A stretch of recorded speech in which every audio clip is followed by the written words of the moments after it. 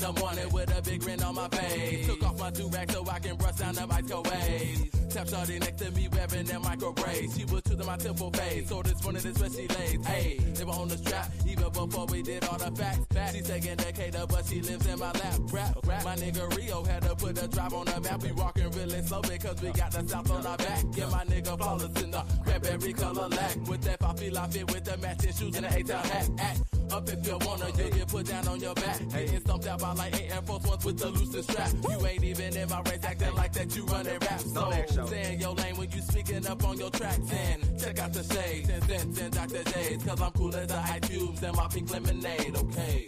Pink lemonade, matching sauce, and I'm polo down with a bomb of Ross. And my pearlette riding through the swats, where them niggas stay cool because that 9 gets hot. Yeah.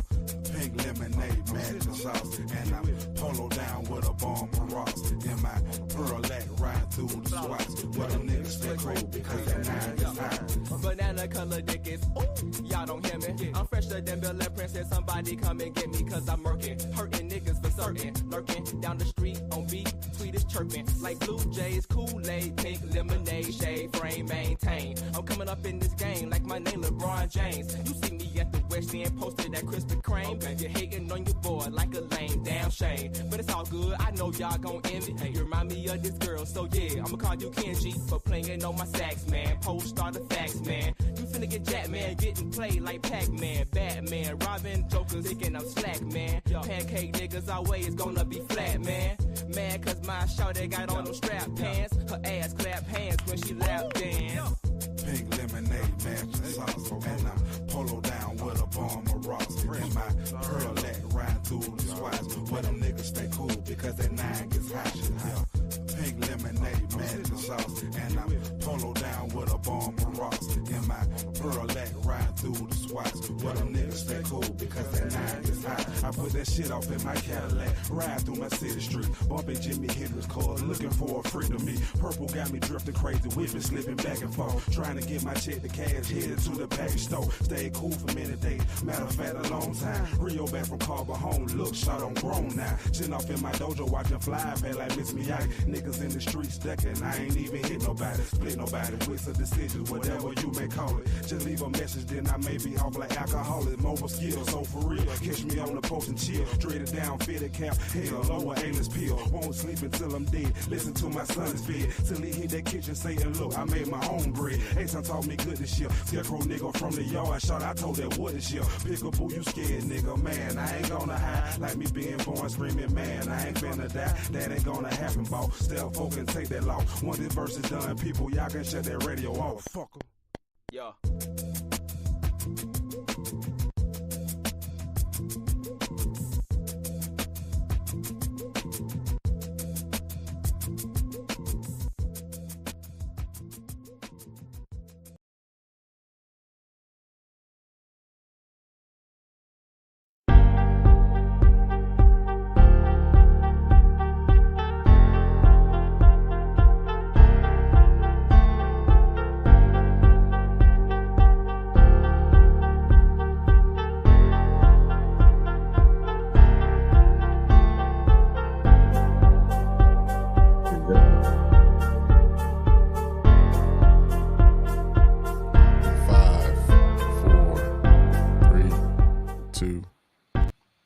What up? Mic check 1 2 1 2. Mic check 1 2 1 2. Shout out to everybody in the room.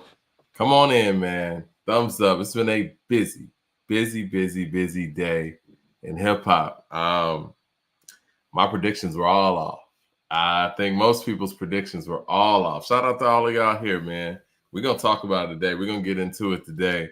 One of my predictions that were right though was that the Dreamfield stage was gonna be a big moment for Cole. He handled it in a way that I didn't think he was going to handle it. Now, if you've been living under a rock and, you know, this is your first time listening to some hip-hop dialogue or commentary today, J.Cole took to stage last night on his Dreamville Festival set, and he apologized to Kendrick Lamar. Ron, we got Ron here in the building. Do you have the footage? Because I don't want to paraphrase it here. No, we don't need to paraphrase it. We don't need to paraphrase it. We need to come straight from the horse's mouth. Whatever, everybody. This weekend was eventful. I mean, you hit me this morning like, yo, I thought you hit me early in the morning. I was taking the kids to school or whatever. And I'm like, I get a call from you. You was like, yo, you heard what happened to J.Cole? So my first thought was, I thought it was going to be something like crazy, some like Summer Jam, Jay-Z type, diss type stuff. So he came out, he brought Drake out. What happened? He was like, No. He was like, Ron, he apologized, dude. I'm like, what? I said, wait. Unnecessarily. I said, yo, Mike, is this true? I said, is this some bots? Is this some like some AI generated apology? He's like, nah, Mike, Ron, it's for real. But without further ado, let's play the joint real quick. Let me switch my screen. Yeah. Go ahead and play it so we can really speak to it. I want all of us to watch this together. It's important for us to watch this together before we get into this dialogue. Let me know if you guys can hear it. Right? So I'm so proud of that project, except for one part. It's one part of that shit that make me feel like, man, that's the lamest shit I ever did in my fucking life, right? And I know this is not what a lot of people want to hear. I know I can hear my niggas up there right now like, nah, I don't do that, but I got to keep it 100 with y'all, right? I damn near had a relapse, right? Because y'all heard some shit that happened 2-3 weeks ago, however long it was. Y'all heard that bazooka that was dropped on the motherfucking game, right? Oh my God. So all of this time of me moving on my own accord, for the first time I was tested. Why am I tested? Because I got the world and I got my niggas like, what you gonna do, Cole? My niggas like, boy, I must have had 1,000 missed calls. Oh my fucking God. Text flooded. I couldn't even answer my shit. Nigga, it's wartime. Boom, boom, boom, right? Niggas want to see blood. And I was conflicted because, one, I know my heart, you know what I mean? And like, I know how I feel about my peers, these two niggas that I just been blessed to even stand beside in this game, let alone chase they great. So I felt conflicted. Like, bro, I know I don't really feel no way, but the world want to see blood. I don't know if y'all can feel that, but the world want to see blood. So I say all Nobody of that wanted to see blood. We just want to hear some raps, spirit, man. Ain't want to like, see no blood. Get this music Hell is out. he talking about? I ain't gonna lie to y'all. I moved in a way that I feel spiritually feel bad on me. Like I try to like jab my nigga back and I try to keep it friendly. But at the end of the day, when I listen to it and when it comes out and I see the talk, that shit don't sit right with my spirit. That shit make me feel, that shit disrupts my fucking peace. So what I want to say right here tonight is in the midst of me doing that and in that shit, trying to find a little angle and downplay this nigga's fucking catalog and his greatness. I want to say right now tonight, how many people think Kendrick Lamar is one of the greatest motherfuckers that fucking microphone? Dreamville, y'all love Kendrick Lamar, correct? As do I. So I just want to come up here and be like, publicly be like, bruh, that was the lamest, like, goofiest shit. And I say all that to say, it made me feel like 10 years ago when I was moving incorrectly. And I pray that God align me back up on my purpose and on my path. You know what I mean? I pray that my nigga really didn't feel no way. And if he did, my nigga, I got my chin out. Take your best shot. I'm gonna take that shit on the chin, boy. Do what you do. You know what I mean? Like, all good. Like, it's love. Man. And I pray that, you know, I pray that y'all are like, man, homie. forgive a nigga for like the misstep and No, then I can no, get back Cole, to my don't true do it. path. Cause I ain't gonna lie to y'all. Past 2 days felt terrible. Like, it let me know how good I've been sleeping for the past 10 years. So all of that to say, man, I wanna now perform the song that's a reminder to me of getting back on the right path and getting in tune with God. And the name of the song is called Love Yours. I wanna do that for y'all right now.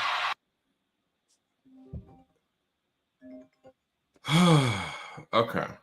Let me switch it out, Mike. Let me switch it out. All right, let me get to the super chat. Dane with the super chat says, "Is this the equivalent of Katie joining Steph?" No, this is worse than that. Mad Max with the super chat says, "Kitty litter." Okay, this is where I want to start. There's a whole lot to unpack there. First of all, does he feel the same way about, you know, he said it's the lamest shit that he ever did or whatever. Does he feel the same way about what Kendrick did to him and Drake on that verse, and what Drake and Kendrick have going back and forth? Does he feel like that back and forth is lame in itself? See, Mike, I'm confused, Mike, because he said the diss record was the lamest thing he had ever done. He felt conflicted by it, but that wasn't even the hardest diss on Might Delete Later. I mean, what does he feel conflicted about Pie? Does he about Hunting for Wabbits? Does he feel conflicted about Ready 24 with Cam? Does he feel conflicted about Crocodile Tears? I'm just don't understand why. You know, I'm a little disappointed because, you know, we talked that talk, and I heard from a reputable source that the Dreamville camp does watch the show, has watched it for years. I don't understand what all this talk was about over the last 4 years. Well, what it sounds like is, you know, the competitive rap talk is cool until it actually gets really real. And listen, man, I picked J.Cole in this matchup when I was forced to pick on Saturday, and I'll be the first to say that, yeah, I lost that one. And I picked it based on the fact that J. Cole's rapping at such a high level right now, and I don't think Kendrick's at the point that he once was maybe 5-6 years ago as an MC. Anyway, anyone could look at this and should look at this and feel like J. Cole, for whatever reason, whether it be behind the scenes, you know what I'm saying, on the surface, whatever, however we want to put it, he has ducked Kendrick Lamar. He also even put it out there that even if he responds to me or whatever, I'm just going to take it under the chin. Shoot, you can keep coming at me with shots. I don't care. I'm not going to say anything. And it's like, my thing is, man, and look, I respect, you know, where J. Cole's coming from. Is coming from a spiritual place, but I don't understand why he even jumped in the ring Friday or when that song was released, whenever we recorded that record. And like you said, all of the stuff that has led up to this, you know what I mean? And it ain't even really no disses. It ain't real. It's just competitive rap. Everything that he's been doing from these features is competitiveness. Him talking about he's the best in the game. And you know what? He's rapping like he is the best in the game. And when it came time to actually defend that, now competitive rap is lame. Like, I don't get that, because no one is expecting no, you know what I'm saying, no gunfire, no street talk or anything from these guys. This was all about competitiveness. Even in all of us commentating this back and forth, no one ever thought this would go to any street level on any level. This is all on wax. You know what I'm saying? So I don't understand why he's taking that position. Like, this is going to spill into something that, you know, would make someone's spirit not be right. This is like going out there playing one-on-one with your homeboy in basketball or something. You know what I'm saying? Like, that's just competitive. And that is okay. He has to explain that part of it more, because it leaves you like, what? Because everyone's out here on the internet now, like, what is he talking about? This is just, no one's talking about nobody coming to blows.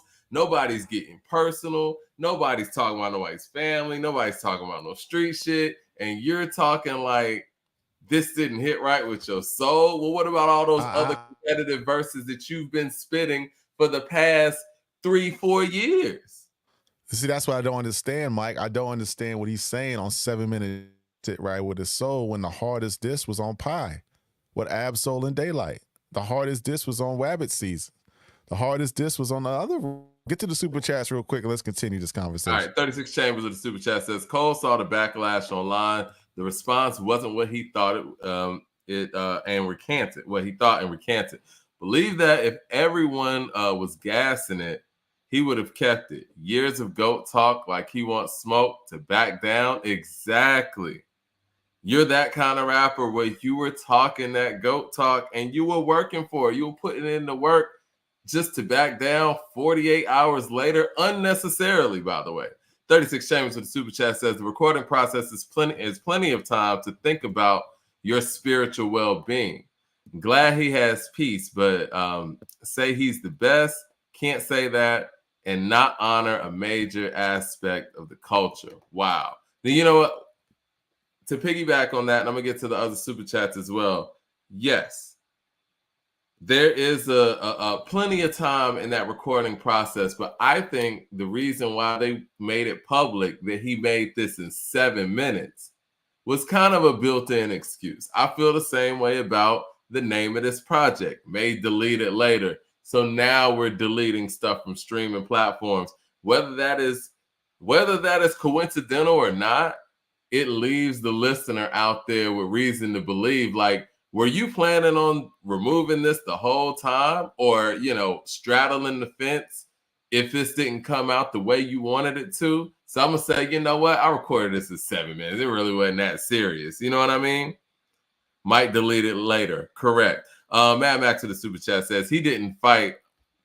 He said he didn't even fight. That was sad. And he got no killer instinct. He sounded like he had it in the record, which is interesting. 36 Chambers to the super chat says, what's that? Mike, 1 second. Let me refresh. Keep talking. It should still be on your end. It's all okay, good. cool. 36 Chambers says, I could almost hear Kendrick in the back of the apology video saying, I remember you was conflicted. For people who don't know, that's from To Pimp a Butterfly. Web Visibility with the $20 super chat showing love. He says, surprised at Cole. He's old enough to have lived through all the great battle raps in hip hop. He's almost 40 years old. Hip hop is officially dead. If Cole won't battle, will anyone ever engage in a rap battle anymore? Well, this conversation has actually ignited a whole lot of things. You got Mad Skills, shout out to Mad Skills, and Joe Button going back and forth on Twitter right now. JT and Young Miami are going back and forth on Twitter right now. And Meek Mill and Wale are as well. So, I mean, I don't know if this apology has just ignited hip-hop in that way, and not to say that, people need to be going at it with each other. But again, like we've talked about over this past 2-3 weeks, the excitement from all of this was based on the competitiveness that was happening in the culture and what that was going to bring to music. Nobody wanted any violence. Nobody wanted anybody to, get roughed up or anything like that. The only person who made it that way, at least publicly, is when Cole went out there and said what he said. Dead Ass Poet Society with the super chat says, Cole is saying that creating false narratives about another man is whack. He wasn't comfortable with the lies that he was spitting.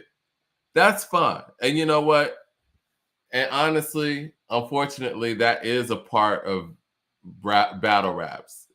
You have to inflate some things, like, compared to Beans, you whack. Like, Nas knew that compared to Beanie Sigel, Jay-Z wasn't whack, but that's a part of it. You know what I'm saying? Like, Jay said some things on Takeover that we all know not to be true. He said that it was just okay. You know what I mean? And those are some of the things that happen in battle. If the worst thing you said about Kendrick Lamar, what he felt bad about, was downplaying this man's catalog, listen, us as listeners and the rest of the world and the people who show up to Kendrick Lamar's tours, they know what Kendrick Lamar's catalog is like. We know what our ears tell us. Just because J.Cole gets on the microphone and downplays a portion of this man's catalog, that doesn't make it law. So if you're saying this in the course of a battle, and some of these things that you're saying does have some level of legitimacy to it, that doesn't mean that, you know what, I am just blasphemous right now because I downplayed this man's catalog. He downplayed your catalog. So what do you feel about that? That's the part I'm confused about. Everything that he sat there and said he had a problem with himself on, Kendrick did the same exact thing. I don't understand it, man. And I want to know how many people out there feel like J. Cole made the right move here. Because, I mean, honestly, I guess I couldn't even call it a move. I don't know what it was. The right thing. Man. There is no move. There's no decision. Move. It was a decision that he made that I just don't quite understand. Because as you said, Mike, 4 years he's been saying it, he was talking that GOAT talk. And when you start talking that GOAT talk, you got to be ready to earn that. You got to be able to live up to that. He's standing next to Drake. And we're having some technical difficulties, so I apologize. Shout out to Oh, what's 36 the Chambers. technical difficulties? Do I need to get on another network? No. It's 36 Chambers is super chat is still showing up on the screen. I can't refresh it. I was going to show academics Act's tweet. You know what I'm saying? We put it on our Facebook page. He was saying J.Cole was really never built to be number one. He was always the middle child, literally. Leave it to Drake and Kendrick to battle it out. That's something you said, Mike. He also said Drake might have to diss J. Cole just for the F of it.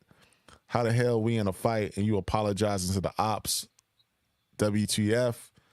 And then he said, you know what? First person shooter don't even hit the same no more. That's the same thing I thought when I heard this apology or whatever it was. I said, man, first person shooter don't even have that same bite that it got. You know what I mean? Because when I heard that, it got me excited. You know what I'm saying? I was like, we're going to have a real battle between three dudes. You know, Drake's been dropping these subliminals for a little bit. J. Cole and stepped in the ring and bodied him with Might Delete later. When we did an assessment on it on Saturday, I gave my take on it. You gave your take on it. The people gave their take on it. And now to do this at Dreamfest, I don't know what's going on, Mike. It seems like you got a phone call from somebody because it don't make no sense to me, bro. Well, it's not the fact of battle to see quote unquote battle, but you want to see guys out here wanting to be the best. And this is an opportunity for that. And I think we've all been very clear about what this thing meant. This wasn't about, you know, these guys battling their problems out. This was a way that this big three that we talk about for this era, things can get sorted out. This was a legacy conversation. And I think that J. Cole made it very clear that he doesn't want to be a part of this this legacy conversation. He bowed out of that. I think that, in my personal opinion, I don't know, and again, just based on what I'm seeing, and based on the way that J. Cole has put music out and the way he's moved in this industry, I think that he would much rather be a guy who's about the music. He would much rather be, if he could be, as a quote-unquote backpack rapper, somebody who puts out music that his core base loves, and puts out music for the heart, from the heart, and not somebody who's quote-unquote running the game. I think that the people that want to do that are Drake and Kendrick. And you know, I must admit, I do agree with academics on that. Let them battle it out because these two guys want that spot. And Kendrick, even though I said Saturday that Kendrick always says he wants to be competitive and doesn't step in the ring and compete, at least he wants to be competitive. And J. Cole just doesn't. And that's okay. You know what I'm saying? But I think, unfortunately, for the people who rally around J. Cole like we have and love what he's doing, love the strides that he's making, love the level that he's rapping at right now, they're very disappointed this morning in the fact that they got behind somebody that basically just totally made a whole 180 in 2 days. In 2 days. I mean, I was talking that talk on Saturday, Mike. Yeah, man. Folks is in the chat talking about how did you forget the Kendrick Lamar verse on Beyonce's record, number one, it wasn't that good. That's why we forgot it. It was coming at me hard, talking about, you know, the takes ain't good and you ride, you a J. Cole stan and all this other stuff. And this my boy does to me the next day, man. Come on, man. This is, you know, I don't think anybody's ever gotten bodied like this. You bodied yourself. In the words of Nas, don't body yourself, man. Like, I don't think we've ever seen anything like this in hip hop ever. This is crazy. We streaming on X right now. We streaming on Twitch and on YouTube. Mike, we need to take 5 minutes real quick because we got Mickey Factz coming in and we got some technical difficulties. I need to refresh it. Okay. So just give me like 2 minutes. We'll be right back. Okay. Okay. Are we going to go offline or are we keeping it going? You can still talk. I don't know what's going to happen on your end, but I'm going to refresh the stream and then we'll go right back. Okay. I'm going to try to keep the show going with the super chats. And if it breaks off, then, you know what I'm saying, we'll get back on. Record Sanctuary with the super chat says Cole's not battle tested. Kendrick is a bad first opponent. Well, he's not battle tested either. I don't think he's a bad first opponent based on, you know what I'm saying, where J. Cole is right now lyrically. This is the perfect time for this to happen because I think the playing field has been leveled out at this moment because basically Cole is on this feature run. Cole has been making some really good music. He still needs to complete that album. And I think that Kendrick needs a bit of a comeback in a sense. I think this is the perfect time. Leroy Green with the super chat says, "What up, fellas? I'm on the way, and I think we can find a solution that everybody can agree with." Shout out to Mickey Factz. But yeah, I'm pulling up. All right, Leroy, pull up. We're going to get you on. Web Visibility with the super chat says, "First, Mos Def backed down from Drake, and now Cole backs down from Kendrick. Two guys I respected are looking really soft right now. You know what? I'm going to keep it real. And I love Mos Def, man. Yassine Bey. Shout out to Yassine. This was worse than that. I mean, and I think I've spoken repeatedly on this show about how I felt about when Yassine called out Drake and said, "Battle anybody, I don't care who you tell." And then Lupe stepped forward and Yassine said he doesn't have time for battle raps. This right here is a little bit different, man, because not only do we have a record that was put out on Friday where the whole project had undertones of, look, I want this. I'm the guy. You don't want it with me. This is where your career has gone, blah, blah, blah. This is where I'm going. This is what I'm doing. He not only did that, but all of his features and all of his verses leading up to that, even if we want to go to Johnny P's Caddy, even if we want to go to First Person Shooter, that narrative doesn't fit the same. And I got to be completely honest and unbiased here. I've said the same things about Kendrick when I talk about his Control verse. Everything that he said he was going to do on Control, he did not follow through on those things. And him not following through on those things, it reflects badly, right? Like, so this is the same exact thing. If he says all this and that and the third, and he doesn't follow through on it, it's a problem. Let me get to the super chat real quick. I think that we got somebody else in here. Mad Max to the super chat says, this is career damaging. Cole is no longer arguable for top 50. Now, see, I don't know if we can go that far and say that he's not top 50, but I will say this. In his era, he definitely is not going to be thought of in that. If he's thought of in that big three, I think he's solidified for many. And I hate to do Cole like this because I love Cole. And I love what he's been doing over the past, 3-4 years and beyond. I respect him. But he's the one that put himself out there as the bronze winner.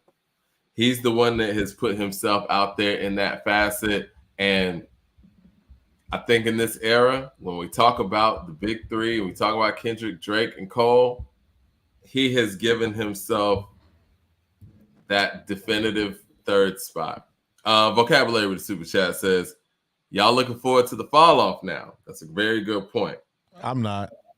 Because I mean, the fall off losses because he built the fall off with all these features over the last few years, talking that talk, talking that GOAT talk. And now we get on your own festival, on your own stage, in front of your own people in North Carolina, and you do it like that. Nobody was talking about no blood. Nobody was talking about no street shit. Yeah, see, I didn't like that narrative, man. He said that we wanted blood. Now, and I just got to call it for what it is, man. Like I said, man, you're creating a narrative that people wanted y'all to go out here and literally go at each other, whether you were just, using hyperbole or whatever. You use terms that painted a picture that the people wanted violence. Right. People and didn't want this that. is just rap. This is just rap. Mike. This is just rap. Mike, Mickey Factz is in here. 2 minutes. We're gonna be right back, guys. 2 minutes. Okay, cool. We got Mickey in the building. Hold on. Yeah, we're gonna be back. Mickey here? I can't wait to hear what he has to say about this because this is a legitimate battle rapping MC who has put in work. Y'all already know. I mean, metaphor, maybe, possibly, but again, to use those terms, it paints a narrative that I think is unfair to the listener because this wasn't even something that was built like that or set up in that nature. We good? Man, I can't wait to hear what Mickey Factz has to say. I spoke to Mickey briefly, but a lot of the things that he's going to say to me or say to us and this are probably going to be new. Mad Max of the super chat says, what's worse, Mike, is Cole had Punch online speaking for Doc. All Doc's man was making excuses and Cole just bowed out Like I only share a B-Day with Rakim. That's right. You share a birthday with Cole, Rick Ross, and Rakim. Listen, man. I think the thing that's really messed up about this too is the fact that this was so unnecessary. If you didn't want to get on that stage and perform that record, don't perform that record. If you didn't want to further this in that sort of way, just don't say anything. But I feel like that he truly was losing sleep. He must have been. And we've all heard all the diss records in hip hop history. And for many people were saying this on Friday and on Saturday. This was light. This was softer than most diss records that we've ever heard.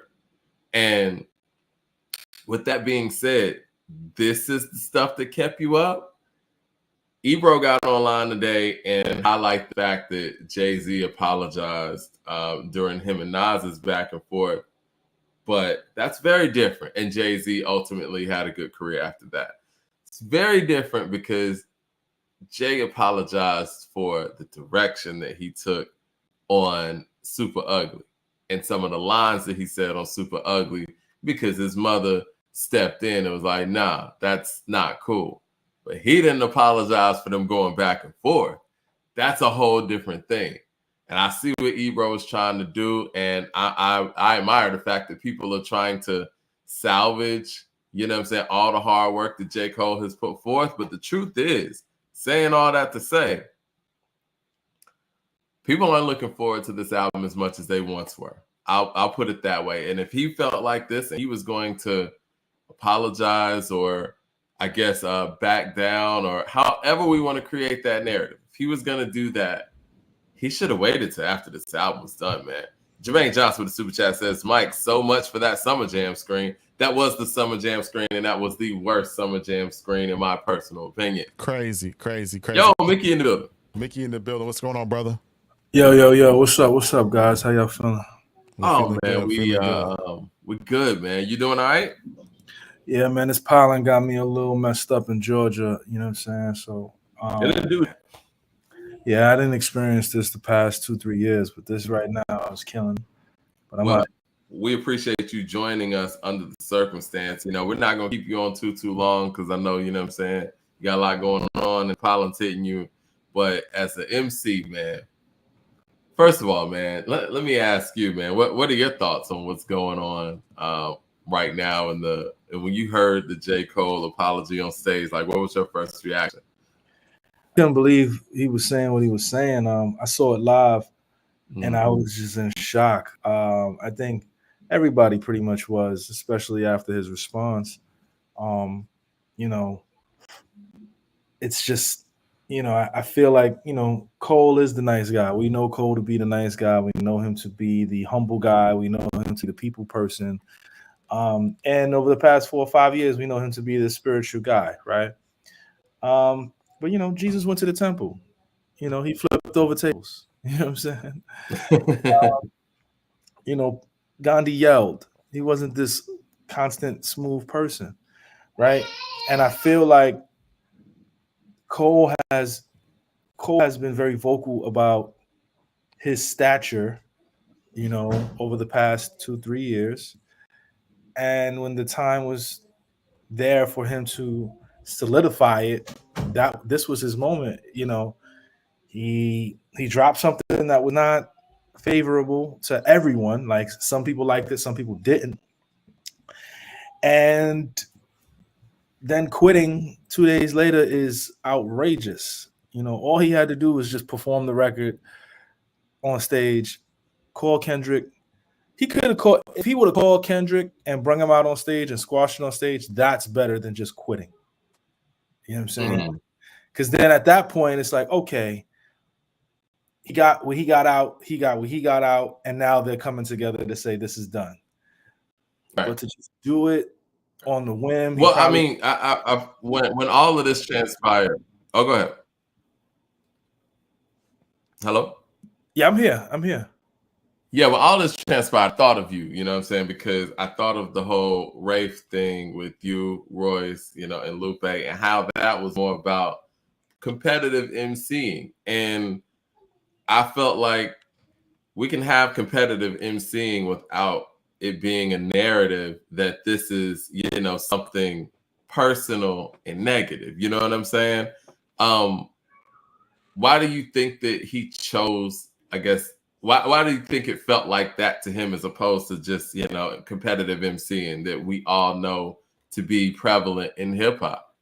I mean, I think, you know, a lot of it is where a person grew up at, you know, like, you know, he's from North Carolina. He is the flagship North Carolina artist, even though, you know, they got Fonte and they got Rhapsody. He is the face of North Carolina hip hop. So I'm not sure if there was ever a back and forth between a North Carolina MC and another MC for him to look to. His style is primarily New York City, but he didn't feel the New York City energy in the early 2000s, late 90s.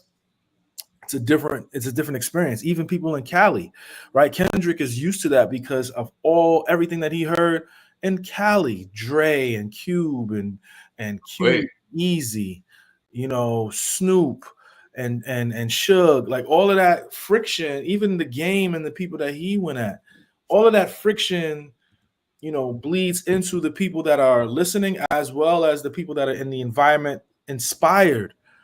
And Cole did not have that, right? And I think that between that and the fact that he is this enlightened person, you know, I thought he was going to either perform it or say something very light and then wait for Kendrick's response to say something. But sadly, that did not happen. He, you know, I don't know. I can't speak for the man, but from the outside looking in, that's what it looks like to me. I want to ask you this too, because I know you have Pendulum Inc. going, and you know you have a class going at 8 o'clock tonight. Do you guys cover any of the battle aspect of hip hop or the competitiveness of hip hop? And if so, like, what do you know, teach your students about that without giving away too much? Yeah. We have 3 courses that's dedicated to that at Pendulum, and it's the most that we've had this year. So we have our Battle Rap 101 class, which is teaching MCs that want to be battle rappers or are battle rappers how to tighten up their skills or to be better. That's one. Then we have the Battle Rap Theater and Debate class, which is essentially watching a battle and then debating on who won. And then the third class was just the evolution of the diss record. And that is a 4-month class. That class is actually Thursday. And the professor, Dart Adams from Boston, he started from Kumo D, and Busy Bee, and he's gonna probably end at J.Cole and and I think Drake is probably gonna respond. If not this week, definitely next week. There will be a response from Drake by next week, without a shadow of a doubt. DJ Academic said he reached out to reached out to Drake and was like, you know, don't apologize like this. And Drake was like, you don't know me, so or something to that magnitude. So clearly he's still on course with this and not going to be out here apologizing. Yeah, Drake, you know, he posted a story with a trophy and notebook. I mean, it's on the way. Yeah. You know, like, we don't got to worry about that. I'm interested to see what Kendrick is going to do when he responds to Drake. Is he going to shoot at Cole again? Like, well, Cole's kind of put himself out the game at this point. So if I'm Kendrick, I'm shooting at Cole again. You got to because what I'm saying is he talked about only one record in his apology, quote unquote, right? He had the hardest diss to Kendrick on Pie. You know, he had other records on that album where he's going directly at Kendrick Lamar. He ain't walked that back, so I'm a little conflicted about what does he mean by don't sit right with him, because he's only talking about one record, which is 7 Minute Drill. He's not talking about the other joints. You know I only heard 2 or 3 records from the project. I've been very, very busy. But if he's, in my opinion, and again, I haven't heard the album, it doesn't sound like I think we as fans are taking what he's saying and trying to fit it into Kendrick. I haven't heard the specific songs, but from what it sounds like I don't know if Cole is. again, I haven't heard the rest. I don't know if Cole is subliminally shooting at Kendrick anymore or was in the past. I feel like now when he went at him at that last record, I think he's like, this is something that I kind of don't want to do, because I could see Kendrick being relentless. I could see him not stopping. And I'm interested to see what Kendrick is going to do in response. I know he's going to shoot at Cole. I would. Anybody with a brain that's an MC would. Like at this point, you know, he shot at him directly, right? And when you shoot at somebody directly, you gotta respond to that. Like, I'm not letting that slide. Now, Ronald is saying he shot at him subliminally. And if he shot at him subliminally and Kendrick takes offense to that, oh yeah, he's loading up. He's like, if I'm Kendrick, I'm sitting back, I'm watching that show. I'm like, okay, you said sorry, but you still gotta get hit on the chin and Cole said, I'm putting my chin out. Hit me. Mm-hmm. What? Like, okay, so I'm gonna do that. Yeah. So Mickey, let me ask you a question. So he did say he's gonna stick out his chin and he's ready to take that hit. You think if K-Dot comes back with something hard, you think J. Cole's gonna respond, or he's gonna be like, I'm not in it. You know, my soul's not in it no more. My mind is not in it. He gonna let it rot? Or you think if he comes back at him, Kendrick that is, J. Cole's gonna respond? I don't think J. Cole is responding anymore. I think I think Cole is done. Dang. I think Cole is done. I don't think he's gonna say anything. If I'm being honest, I don't see him saying anything. I'm with you on that, Mickey. I mean, at this point, he can't, because if he goes, let's just say hypothetically, he has a change of heart and says, you know what, I'm about to jump back in this.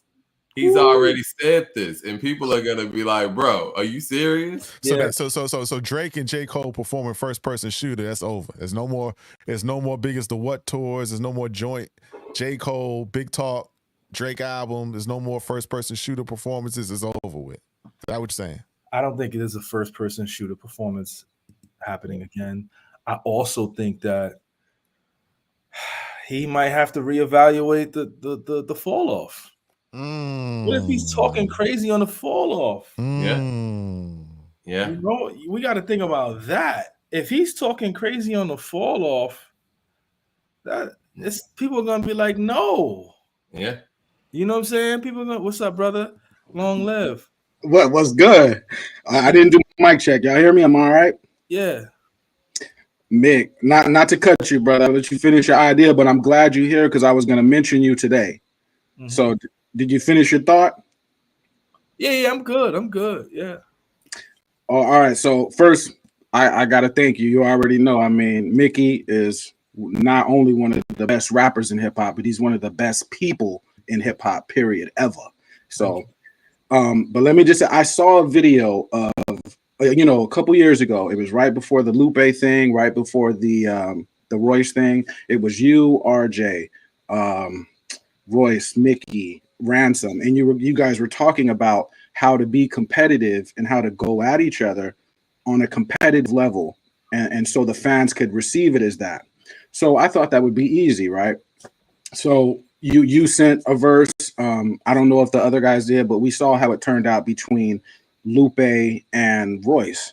Mm-hmm. But in that, what I'm saying is, I think that's the best solution, because I recognize both sides of this argument, right?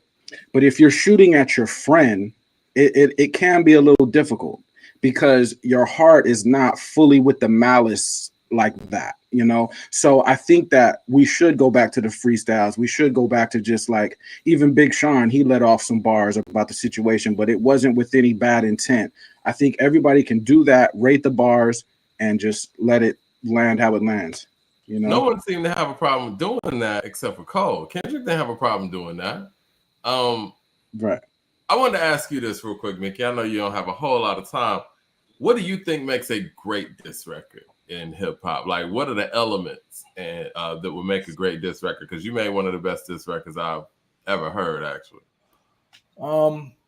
In my opinion, I think, first of all, thank you. I mean, I think a lot of people who have heard it, because a lot of people haven't heard it. The people that have heard it have said it is one of the best. In my opinion, as somebody who came up in that late 90s, early 2000s, even a little bit of the early 90s, the aggression has to be there. Yeah. Right. Like you have to, if you're frustrated about what somebody said about you, you have to take that out on the track. You don't have to make vile threats and be outrageously disrespectful. Right. There are MCs who've done it. Right. Like Tupac did it with Big. That's like a top three diss record of all time. Same thing with Ether. Ether is a top 3 diss record of all time. It's, it was the anger in the voice. It was the shock value. It was the lyricism. And then you have you have a Wraith, right? Like Wraith, you could hear that I was angry, but it was more about, it wasn't a personal diss. It was more about like, let me show you that I'm actually really good at what I do. Because you got to look at the context of what this whole thing was with me and Royce. Like it was more about, let me show you how good I am. That's 1. 2, because you discredited me, let me discredit you lyrically. I didn't say anything. There was no personal shots at Royce. I left that all off the cutting room floor. I wanted to focus on the most lyrically dense song that I could leave on him and be like, now you got to hold this, right? And at the time, that was my guy. We was texting all the way up until maybe 2 days after I dropped the record. And I think he was okay with it. Royce was okay with the record up until the backlash from the people started to really hit. I think once he saw that people were really like enjoying the record, I think he kind of pulled back and was like, wait, whoa, wait a second. People actually like this. Okay, maybe he went too far, and I don't think I went too far. I think I kept it very lyrical. Like there's no real personal shots at him, but a great diss record has personals in there. It has some scathing lines. The aggression has to be there. J.Cole didn't have any aggression. He threw out some subjective opinions about his albums, right? Mm-hmm. That he didn't even really feel was true. He even said that after the fact. So it's like, when I, again, and not to bring up Wraith again, when I talked about Royce's project, The Book of Ryan, I bigged it up. So even though I'm dissing him lyrically, I'm like, yo, this is a great work of a great body of work. I'm not going to cap. I'm going to keep it real. But also in that same vein, you did this with Book of Ryan, but how can you write something like this, but then lose to Mr. Factz? So it's that dichotomy that I feel Cole just didn't understand. He didn't master that. And there's nothing wrong with that. I just feel like he has to my man texted me. He was like, Cole's The Fall Off has to talk about life lessons and financial literacy. He can't talk about being the best. You just it's gonna come across awkward. It's like, wait, what? Well, I know you really, are engulfed in the battle culture and the people who are battle rappers. And I don't know if y'all have had any conversations today, but what are some of the things that you're hearing from people who are in that battle circuit as it relates or pertains to this situation? I mean, battle rap is a very small community. It's a very niche community. And because all they do is focus on lyricism and focus on metaphors and punchlines, they felt both disses were mid. Mm-hmm. They felt both disses were mid. Kendrick was mid and Cole was mid, but to see him quit, you got to give it to Kendrick. Everybody had Kendrick winning in the battle community. Everybody had Kendrick before he even quit. Because he didn't sound like he wanted to do it. It sounded like, he was kind of like, go out. It's like, what are you doing? This brother just said he's the big 3, right? Like, so it just, from my perspective, the outside looking in and inside looking out, it kind of felt like the battle community were like, no, this is not it, bro. Try again. And then he quit. And now everybody's like, oh yeah, he's out of that conversation.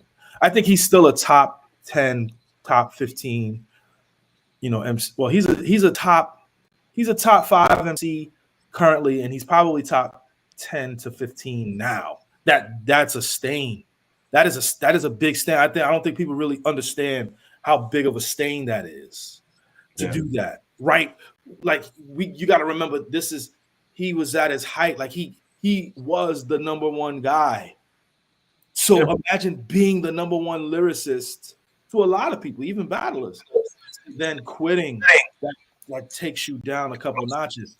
So he's probably, if he's in the 10 range, he's probably anywhere between 8 and 12. But really, he should land somewhere between 13 and 14, respectfully, because that's my man. I love him. I mean, because, and I'm going to let you go, and we'll let you go after this, man. But, yeah, man, just coming up in the era where people like LL were still battling in the late 90s, early 2000s, if you will, I could never, ever see LL doing something like this. Ever. Yeah, this is brutal. I've never seen anything like this, and I'm not being extreme. I just never have seen anything like this. The closest thing, like somebody just mentioned, was when Mos Def, you know what I'm saying, when he kind of backed down from the whole Lupe thing, right? But that was it. I've never seen anything like this. Crazy. Yeah. We'll let you go ahead and go, Mickey. We appreciate you chiming in. Mick, we appreciate you, brother. We appreciate you joining in, brother, man. But you want to lead the people real quick, man. We appreciate you chiming in. Yeah, man. Shout out to penduluminc.com. Shout out to According to Hip Hop. We got this Pete Rock thing. Is it dropping this week? What we doing? It's dropping next week. Next week. Okay. Next week. And you're gonna be on the debut it. So we have you on next week too to premiere it. All right, bet. Sound good. We'll see y'all next week. No doubt, brother. Mike, hit the super chats real quick. Yeah, let me get these super chats. Appreciate you, Mick. Matt Max in the super chat says Cole was seeing people say online to talk about Diddy and got scared. NYC, we still run this rap shit. Hold on, I know some more super chats. D Nice with the super chat says, let's not forget Royce tuck tail against Mickey too. Yeah. I mean, great diss record. And if you haven't heard Rave by Mickey Factz going at Royce, you need to go on YouTube or any streaming platform. Check that out. We got a super chat by Visuals 20XX says, as a West Coast gangster, we used to rap to stop the shooting back then, and that shit worked. If I can't kill you on wax, then fuck it. We getting you back in blood. Damn. Man, Max to the super chat says, oh, that's crazy. Getting it back in blood. Man, Max to the super chat says, if Dot don't get it cold bad, it looks like a publicity stunt. I can agree with that. If Dot doesn't get it cold bad, it looks like a publicity stunt. I want to get your thoughts on this, LeRoy, and then we'll go into those speculations. CJ Kid with super chat says, didn't Roy still want an explanation from Mickey on live with 3-Letter Man on IG Live? I think that was equally going. Let's see. I want to make sure we got all the super chats. See another one. OG West says, Cole don't ever fix your lips like collagen. Dang. Yeah, Kanye lines in there. Kanye reference. Okay. So LeRoy, what was your reaction after you saw I hate to be the I told you so guy, but that's why I'm gonna just ask questions because I respect everyone's opinion here, and you tell me. So, have we ever seen a battle before with two friends? Well, I mean, yeah. So I think it's happened all the time. I mean, first of all, when you talk about friends, yes, how much of friends are these guys, right? Like they're peers, they're rap peers. And it would be different if you're saying like these guys are with each other all the time, they make all these records together all the time. I think that we pair them together because of who they are when they came out and all of these things. I can't really say, I don't know them personally, but I can't really say that they're friends. No, I get it. And I'm not, I'm asking. I'm not. We're friends if we want to be technical like that. Yes. Yeah. I'm not saying that I know or that, I'm just asking, because had it been me, I agree with you guys. I would have went out there, I'd have dropped the beat, I'd have performed the song. So now everything is really up because now you see the person performing it, and I would have went through the whole 7-minute drill or whatever. So I'm with the people that want that. This is the arena with the gladiators, and we're just gonna go crazy, right? But Mason we've seen that. Right. Yeah. Okay. True. But at some point, some kind of reconciliation or apology or some kind of statement about, hey, this ain't a real thing. You know what I mean? This is imitation beef. It's beef. It's beef like that. And I think we all knew that, we want LeRoy. that. So I want the feeling of that without the actual. And no one thinks it's going to turn real. I'm just saying. Yeah, no. Yeah, it ain't gonna turn real. But it's when you're talking about your guy, right? Mm-hmm. I go in and make. Yeah. Oh, I think we're getting a delay. It's just tough, man. Imagine, people can imagine one of their friends, right? And then you imagine writing. You good? Just imagine writing some bars about your friend and go. A slight delay, LeRoy. We got a slight delay on you, bro. Okay. So go ahead. You straight now. Am I good now or no? You're good. You're good. Yeah, so I just said, imagine writing some bars.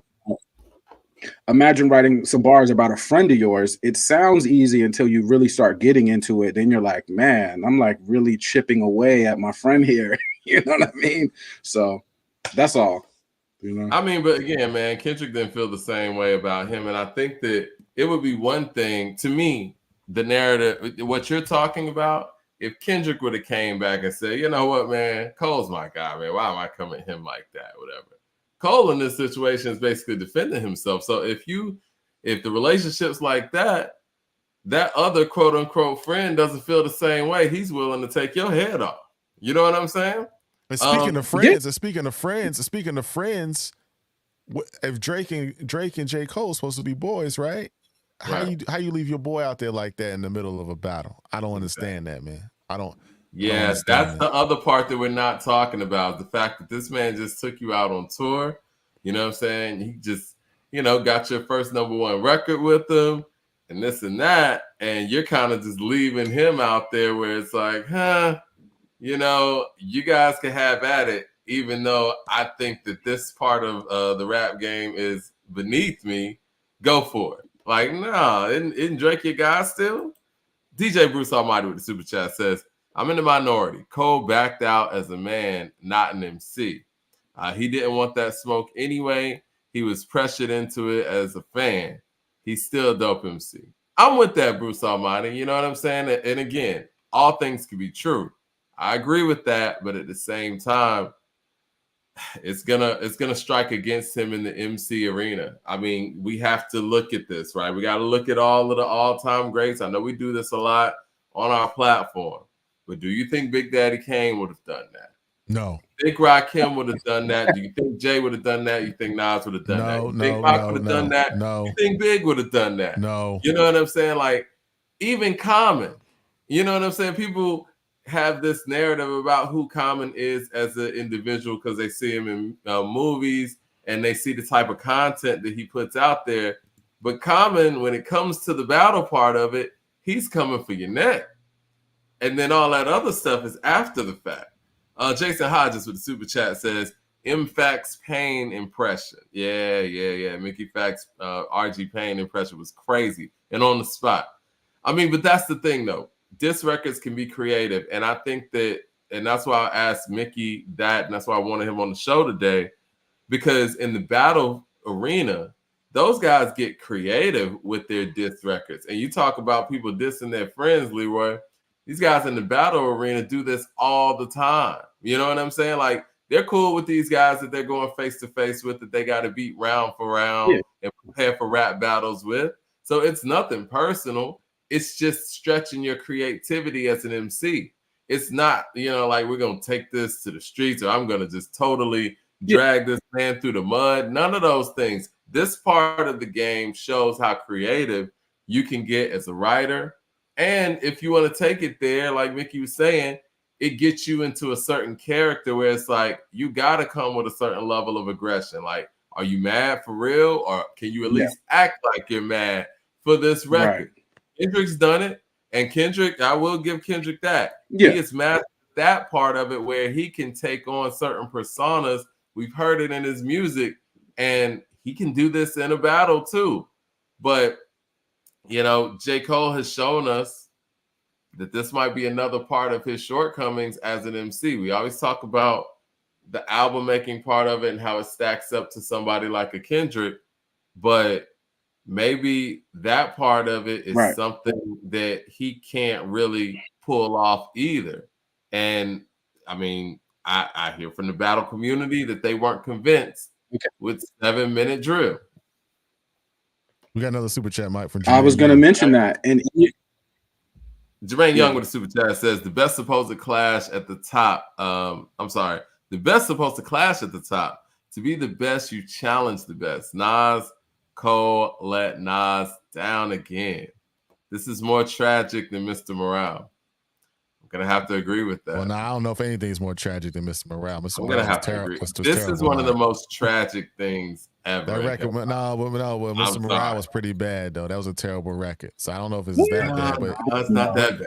It's a bad record, Mike. It's terrible. You're not playing that record, and you're not playing LeRoy Green either. It's a terrible record. I mean, it has some redeeming qualities. There's nothing redeeming about what happened here. I mean, he made some people feel good in the audience or whatever. Maybe some people feel. I got a text from one of our partners, Ron Vay. Shout out to Vay. He's an artist. He's an artist himself. He said he appreciated what Cole did. He said from an artist perspective, he felt if Cole's mind's not in the battle, if he doesn't feel like his spirit is in it, if he doesn't feel moved by that type of art of a battle rhyme or battle MC, then he respect where Cole was coming from. So I'm getting mixed opinions. I'm looking on Facebook. I'm looking on Twitter. I'm looking on Instagram. Some people are saying, you know, if that's his interpretation, that's where the spirit led him, so be it. So I agree with that to a certain extent, but I'm gonna lean towards what 36 Chambers said earlier. Was it the reaction that you got that made you feel like that, or was your soul really not in it when you recorded it? You know what I'm saying? Because you could have recorded it, and we've heard this time and time again in hip hop. People recorded a record, and it's like, oh no, that's not it. I'm not putting that out. He recorded it, put it out there. And it seems like the reaction is what made him feel like my heart's not in it. Your heart was in it enough to do that record. And like you said, you know, possibly Pie. And we don't know if that's really a diss record or if everybody is. It's a diss record.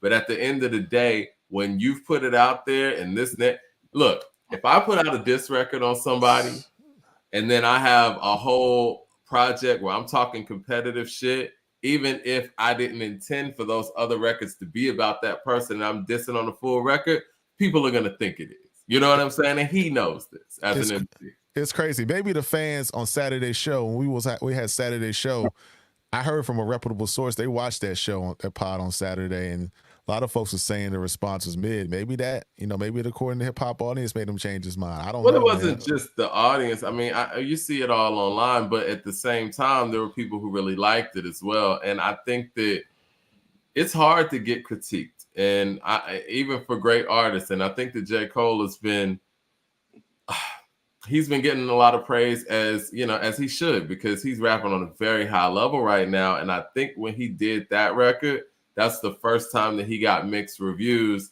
And I think maybe those are the things that kept him up at night, because obviously he felt, comfortable enough, not only putting down the record, but putting out the record.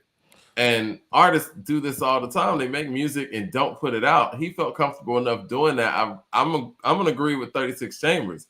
I think that the reaction is what made him change course. Frank Wizzo with the super chat says, I bump might delete later heavy, but with what's happened, that being number one GOAT talk don't hit the same no more. Exactly. It doesn't. Exactly. I don't even want to hear Fall Off no more. I was excited, man. Fall Off was one of the records. It's like a Kanye record or a Ye record. I was like, okay, I'm getting ready. And then, now that he did this yesterday, I don't even want to hear it no more, man. I don't even want to hear it, bro. I don't want to hear it no more. I Bro. mean, because we got. I was just gonna say that. Do you think that Cole feels? Go ahead. You know. No, go ahead, LeRoy. Do you feel like Cole feels like since I put this diss record? Okay, I may have to go out and come back in. But do you think Cole feels like since I put this diss record out, people? Okay. Well, I was gonna say people are paying more attention to the diss than the actual album, but I'll go back and come back. Okay, yeah, that's cool. Yeah, do that. But to answer your question, of course, and whenever you put a diss record on anything, they're going to, especially with somebody like Kendrick Lamar, they're going to pay attention to that record more than they're going to pay attention I don't to know, the whole but project. Mike, that's where I get confused, Mike. That's why my mind is not. Maybe I'm just not computing right. The whole record, Mike Delete Later, to me reads to me as a diss album. It's a diss tape. It's a mixtape with a whole bunch of diss records on it. I think people are just getting lost in the sauce talking about 7-minute drill. The whole record is a diss record. So many shots as Kendrick Lamar on the record. What does he feel bad about? Does he feel bad about, again, does he feel bad about Pie? Does he feel bad about Hunting for Wabbits? Does he feel bad for Crocodile Tears? Does he feel bad for Ready 24 with Cam? I'm just confused. That's what I'm saying. See, he must have got a phone call from somebody from some label or from some management team. I don't understand. We can speculate on that. I don't understand. It doesn't make sense. We can speculate on that, but the only thing that makes sense is what 36 Chambers said. He has an issue with what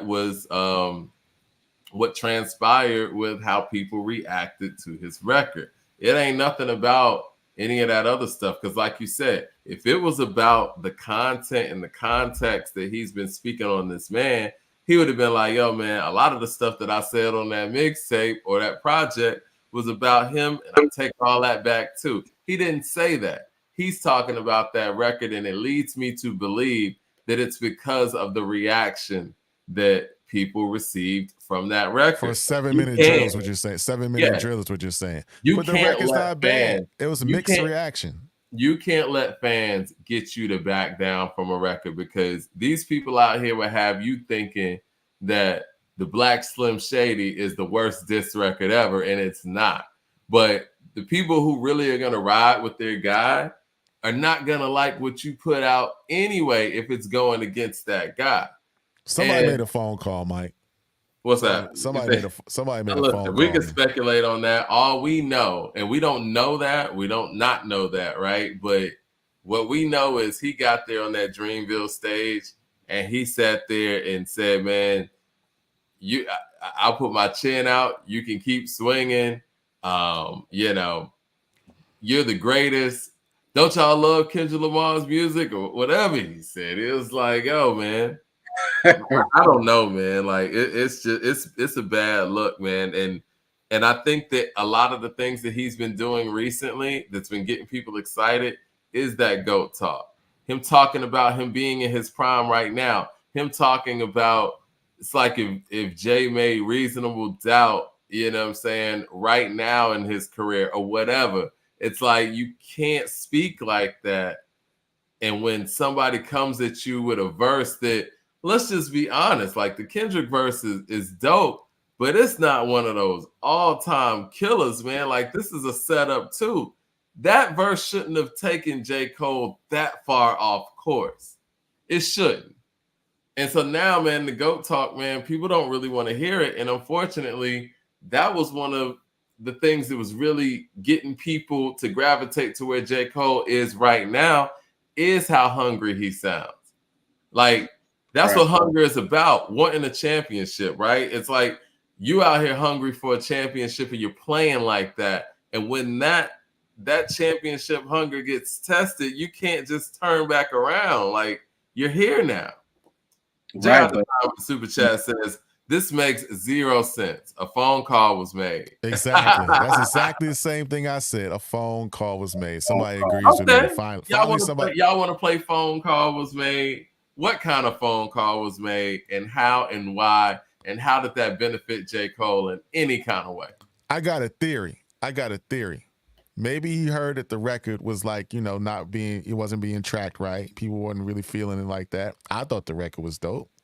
But maybe he got a record from Drake, a call from Drake, and Drake was like, you know, just why don't you do this? Let's bait him again. Say you apologize and, just throw a little bones, hit me on the chin. I got a real record. Let Kendrick respond, and I'm gonna drop that real record on him. That could be the play here. That could be some chess master moves in the background. It could be a phone call from Drake. I don't know. I'm really speculating. I don't know. Can I respond to that? Yes, please do. The thing is, if he goes out there and bows out on stage and basically, like Mickey said, says that he didn't believe any of the stuff that he said about Kendrick in this first record, and let's just say he goes out there and goes hard on a whole nother record, how do you think people are gonna see that? Like, that's corny. Like, you didn't even have to do that. It's unnecessary. What did that actually do? Nothing. So it did nothing. So there is no play. There's no chess. There's the point of a chess move is to get somebody to make a move. And it's not a chess move if you're putting the person in a position where they no longer have to make a move and win. It's not. Right. Okay. Right. Yeah. But like I was saying though, Mike, if you put out 12 songs, right, and one of those songs gets all the hype, and you're like, well, that song I was just answering y'all really, because y'all said go at this person because he came at me, so I went at him. But I got 11 other songs on this project that y'all don't big up like this one song. Do you think that might be it? You have to expect, especially in this viral era and even in the previous era, a diss record is going to stand out. If you put a diss record on your project, that's the one people are going to pay attention to. And it's going to overshadow everything else that you put out, especially in the way that music's put out now. It would be different in an era where you actually had time to build up an album. You had singles out there. And let's just say Corrupt's album, Streets is a Mother. He throws on calling out names at the end of that album or something. That's different. But in today's time, that's the record people are going to pay attention to. He knows that. He can't feel a way about that, and especially right before the Dreamville Fest. I'm confused. OG Weston with the Super Chat says, what I'm conflicted about is all the fans defending Cole by saying that's how black men should handle issues. Well, damn, who got shot? Man, this shit WWE, man. This is what this shit is, man. I mean, I guess, people shouldn't even go out there and compete for championships either, because that's what all this was about. This wasn't about, I'm tougher than you. This is about mic performance, creativity. This is part of the MC criteria. You know what I'm saying? When we start pricing down who's the best MC all time, we factor in what this person did in these moments. What Nas did in the Ether moment, it puts him way above many things, because Jay at that time was on top of the world.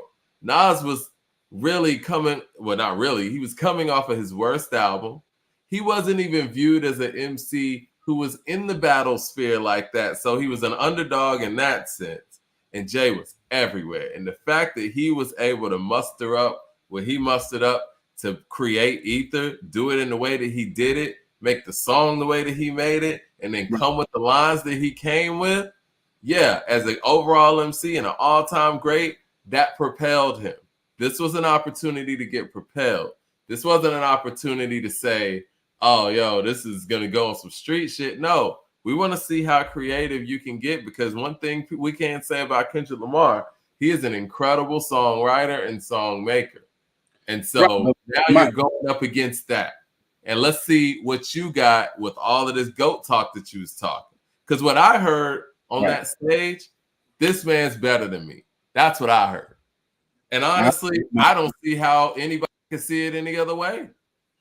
Because look, and I'm not going to stay here for too long because people don't like me to be on this subject. They're like, no, LeRoy. Okay, but look, the narrative is Jay-Z apologized, right? So if he apologized, does that take away from his legacy now that he apologized? We don't even think about Jay-Z apologizing.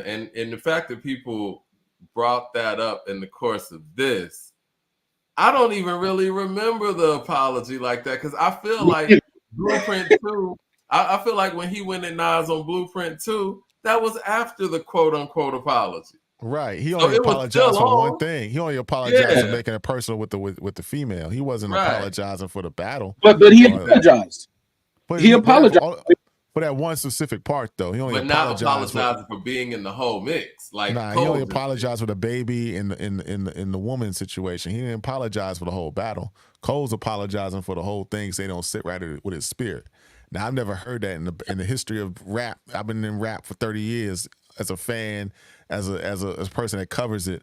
I've never heard. 50 was at Dreamville Fest. I ain't never heard 50 Cent say something don't sit right with his spirit. I never heard it, but maybe it's a different time, man. People got different spirits, and spirits move people different ways. I don't know, man. I don't know. Right. I really don't. You. Can y'all hear me? I had to switch mics real quick. Yeah. We got a kind of a super chat from Record Sanctuary, Mike. All right, Record Sanctuary says, all these conspiracy theories, LOL. Cole was never that guy to begin with. Y'all want him to win more than he does. I think that's well said. Davis Lewis Love with the super chat says, J.Cole will fall back and write the diss track for Drake. Well, if that's the case, should have did that in the first place, which I don't think he's going to do. And again, I don't like that whole narrative that when Drake comes with his record, it's going to be written by somebody else. Y'all can say whatever y'all want about Drake, but he ain't never do anything like this. And if Drake would have did this, y'all would, well, people are already shitting on Cole, but if Drake would have done something like this, there would have been no type of analysis on why he did it or him being the bigger man or any of that stuff. Let's keep it a buck. DJ Bruce Almighty with the super chat says, question, better MC Mad Skills or Joe Budden? And Skills said that Budden never caught a body. LOL. Agree or disagree? He caught some bodies. Yeah, I disagree with Skills on that. And Skills is a cool dude. Shout out to Mad Skills, but I think that Joe Budden has, you know what I'm saying, as an MC. But between the two, y'all gonna make me pick, man. I'm gonna have to say Budden, man. And I like Skills. I think that, and I want to say this. I think that because Skills did so much ghostwriting in a lot of the primes of his career, a lot of people didn't get the chance to see how dope of an MC he was, whereas Joe Budden was always out there. Joe Budden had the mixtapes. He had the series. He got Pump It Up. Whether people want to, trip on Pump It Up or not, it's a really big record. So I have to say Joe Budden. Joe Budden, though, he made a lot of amazing records. Now, granted, they were more in the vein of, I'm not comparing, but they were more in the vein of a Pac, meaning they were very layered and very dealt with a lot of deep issues from the street. But because he was in so many battles, people wrote him off and kind of knocked him down a peg. Joe Budden was one of the best MCs in the mid 2000s that we had. So definitely. Yeah. So being in a battle, if it goes right for you, can be great. If it goes wrong for you, it can really do a lot of damage to you when it's just a battle. Like all it was just words. So I don't know why people take it as if it's such a huge thing. All we did was rhyme some words about each other. But I mean, I'm from the country, so I understand. But in the grand scheme, people got albums, people got careers. Come on now. In the grand scheme, man, and now that you point it like that, I mean, like I said, what I saw on that stage last night was Cole saying that this guy's better than me. I said Mike ain't going for it. This guy's better than me. And I mean, it just is what it is. I want no parts of this rap battle stuff. I mean, I saw somebody having got spooked by something, man. I didn't, because you can't. It's like a split personality disorder. You can't be the man that's been on first person shooter mode that just dropped, might delete later. That's been spitting like he's been spitting for the last 4 years. Then get on stage, sitting on a stool, talking about you. I just don't understand it. It's weird. It's odd to me. I don't never see nothing like that before. Sure, you can. Did you see Cam Newton in the Super Bowl? Yeah, I did see Cam. I love Cam, but he wasn't the same guy. I mean, people do it all the time. When the lights get bright and you get in it and you in the shits, it ain't the same. You can talk all of that stuff. But Mike, come on, that Denver defense was something different now. It was Von Miller on the other side. Come on, man. It was some monsters on the other side now that he wasn't facing. he was playing uncharacteristic, and I'm not saying that Denver wasn't that, but Cam wasn't the guy that he was week to week. Those lights were very, very bright, and it feels like that's what happened to Cole. He got in the middle of this shit, and he said, "You know what? I can't sleep, man. This is too much for me." Well, Mike, I can't let you do that to Cam real quick. We're gonna go back to this I beef love or whatever. Cam. But I saw Iron Bowl, Auburn versus Alabama. They were down. Course. So lights being bright. I saw Cam do his thing on the biggest stage. Come on, it ain't now. the Super Bowl, a national champion. I mean, he had the controversy with the money situation. Let's be for real. I agree, man. I just think Denver's defense was just something that he hadn't faced. I just think it was the defense. I got to give Denver's defense. It ain't just the defense. It ain't just the defense, Ron, because I saw him not go for balls that were, that he would normally go for. Like he seemed defeated on the field. You know what I'm saying? And that's the correlation I see with Cole, where it was like, yeah, I'm gonna tell you, because he was talking cash trash leading up to that Super Bowl. You could talk all of that leading up to the road, but once he got in there, and once he saw the mixed reactions to the record, but that's I think weak, he though. felt like it was easier to back out. That's weak, though, Mike. I would at least want to back out when allow Kendrick to respond first. Don't back out because somebody's on a blog or somebody's on Twitter, on X, on Instagram or Facebook, or listening to the podcast or watching us earlier that day or the day before saying that the record was mid. Don't bow like that. Don't leave Drake out there like that. Don't blow an opportunity to do a collaboration album with Drake down the road. Now that's dead. Don't blow your roll out for the fall off. I'm not even excited for the record no more. It's just it's mind boggling to me, B. I don't understand. Drake's like, yo, man, I can't have this guy ride past the sea with me no more. I think it is what it is.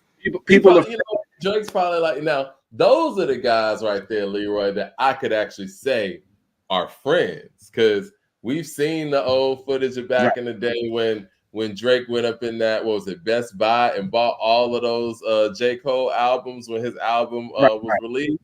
Like, they have a real relationship, and we want to talk about, going at friends. He left his friend out there on an island like that. I'm just saying. For what? The game is tough, man.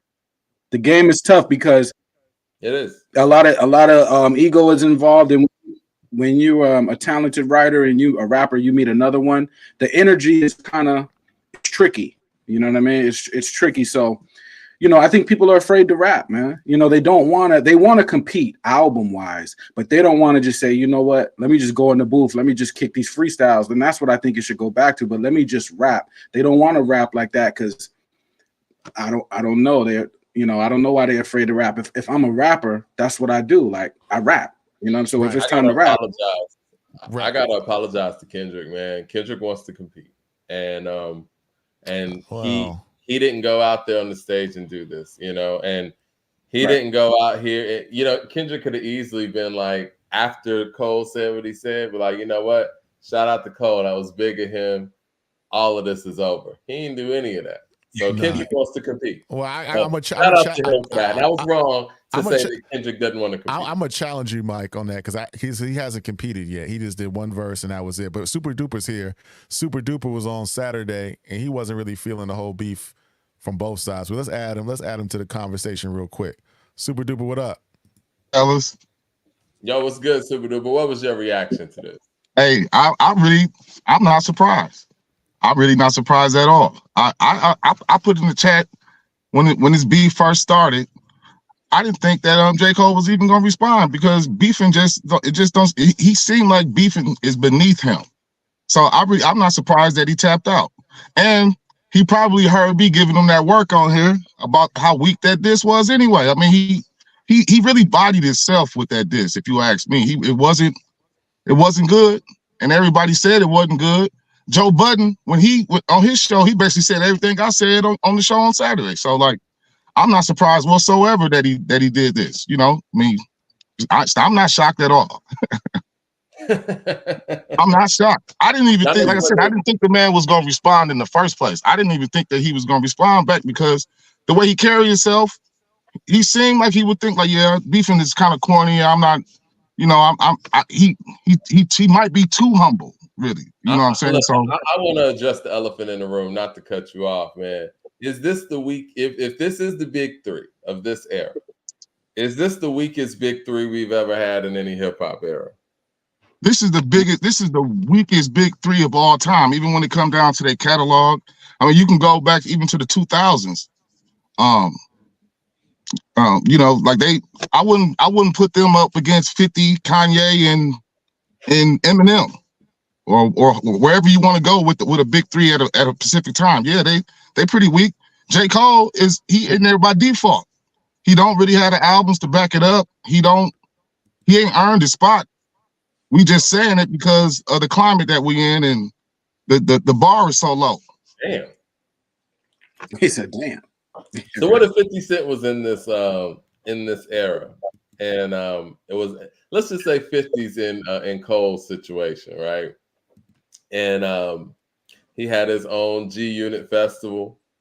He had just put out a mixtape that Friday, and he had a diss record in Kendrick that Friday. What do you think happens on Sunday? Massacre. He dropping another diss record and a mixtape on the same night. Y'all remember Elephant Man when he was going to Fat Joe? Yep. Right. Elephant in the Sand. Like 50, you want to talk about being battle tested. Now 50's lost a few, but he's been in so many. And you talk about somebody who's made for this. 50 Cent is made for the battle aspect of hip hop. OG Weston says, "Who is the big three of the 2000s?" We talked about that yesterday, Mike. We talked about that yesterday. We talked about that yesterday. About that offline. I think that of the 2000s, I would have to say 50, Ye, and Wayne.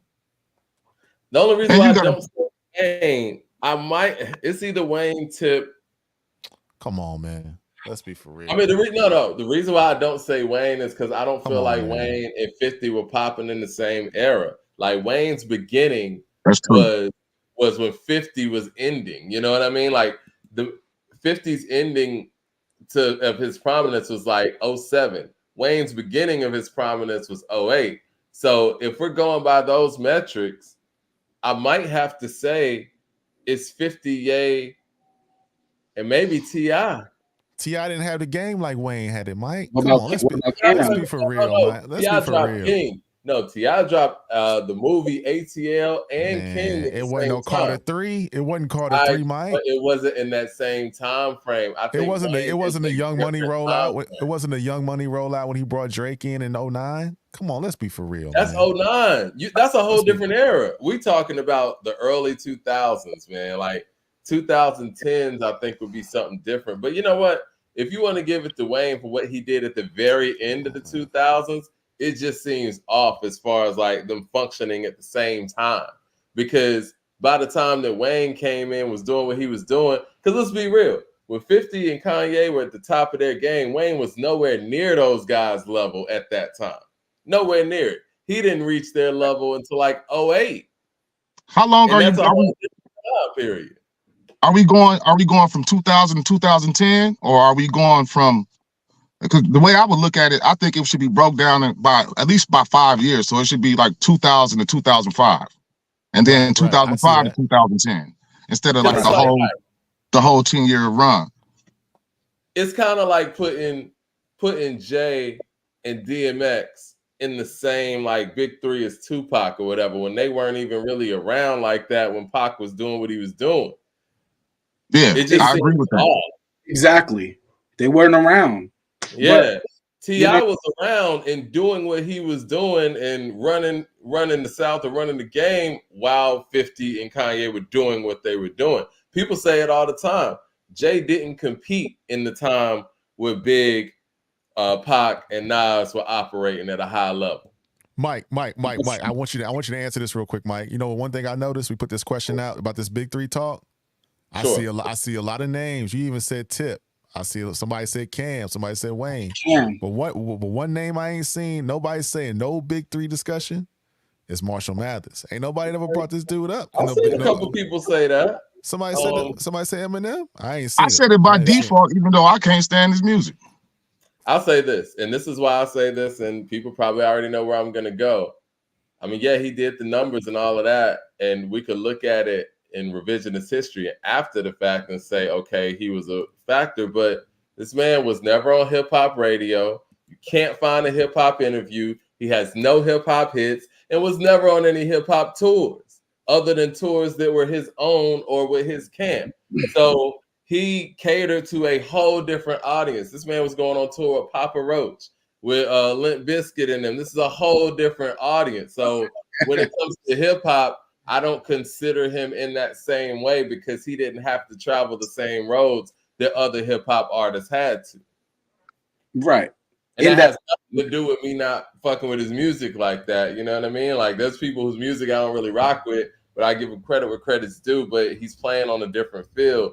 I mean, I was telling my homie this the other day. I was like, if I'm a promoter and I gotta pay the performance price to get Eminem to perform at my venue, where do you think I'm gonna market this concert to get my money back?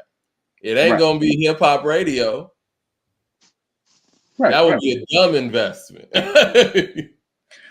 But to segue though, Mike, there's a difference in artists. We're comparing the big three now to back in the day. Back in the day, these guys was really street guys. You know, 50's not just battle tested in rapping; he's battle tested. Period. So you know, it's like a lot of these dudes is street dudes. The guys we have now, they're not really leaning on that. You know. Okay, I see something in the chat. Not to interrupt you, and I want to clarify this because somebody brought up the fact that I said that Black Eyed Peas are hip hop, and I'm not saying Eminem's, and I'm saying Eminem's not hip hop. I never said Eminem's not hip hop. He doesn't play in the hip hop field. He doesn't. Black Eyed Peas, someone could make the argument that they didn't get any urban or hip hop radio play either. That doesn't mean they're not a hip hop group. Not saying that Eminem's not a hip hop act, but when we're talking about the titans in hip hop and we're starting to compare, because when we talk about the great hip hop groups of all time, we don't mention the Black Eyed Peas at all either, do we? We never sit there and say, you know, Outkast, Mobb Deep, you know, Run DMC, Black Eyed Peas. No, we don't do that because they do operate in a different arena, and we have to acknowledge that Eminem operates in a different arena too.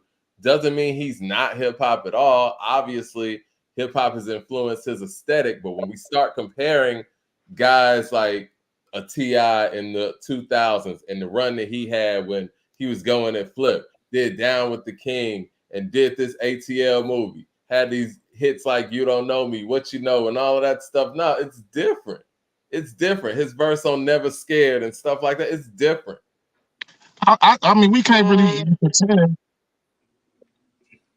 We can't pretend like Eminem was really competing with Jay-Z or DMX or anybody like that anyway. Like, he wasn't competing with them. He was competing with basically who he was dissing: Britney Spears, Limp Bizkit, Insane Clown Posse, and you know, he wasn't really in the same class. The fan bases wasn't even really the same. So, but one thing I will, and I'm gonna say something nice about Eminem today. When it came down to it in that era, I mean, even though it was going up against people like Benzino and this and that and Everlast, he never really went out there and apologized for rapping against somebody. I'll give him that. He might not ever respond to the game because we know he doesn't want it with the game, but he would never go out there on stage and apologize. M had his own battles. M had his own battles to fight. It would be like one of us going into country music and then trying to make the best stuff in that arena.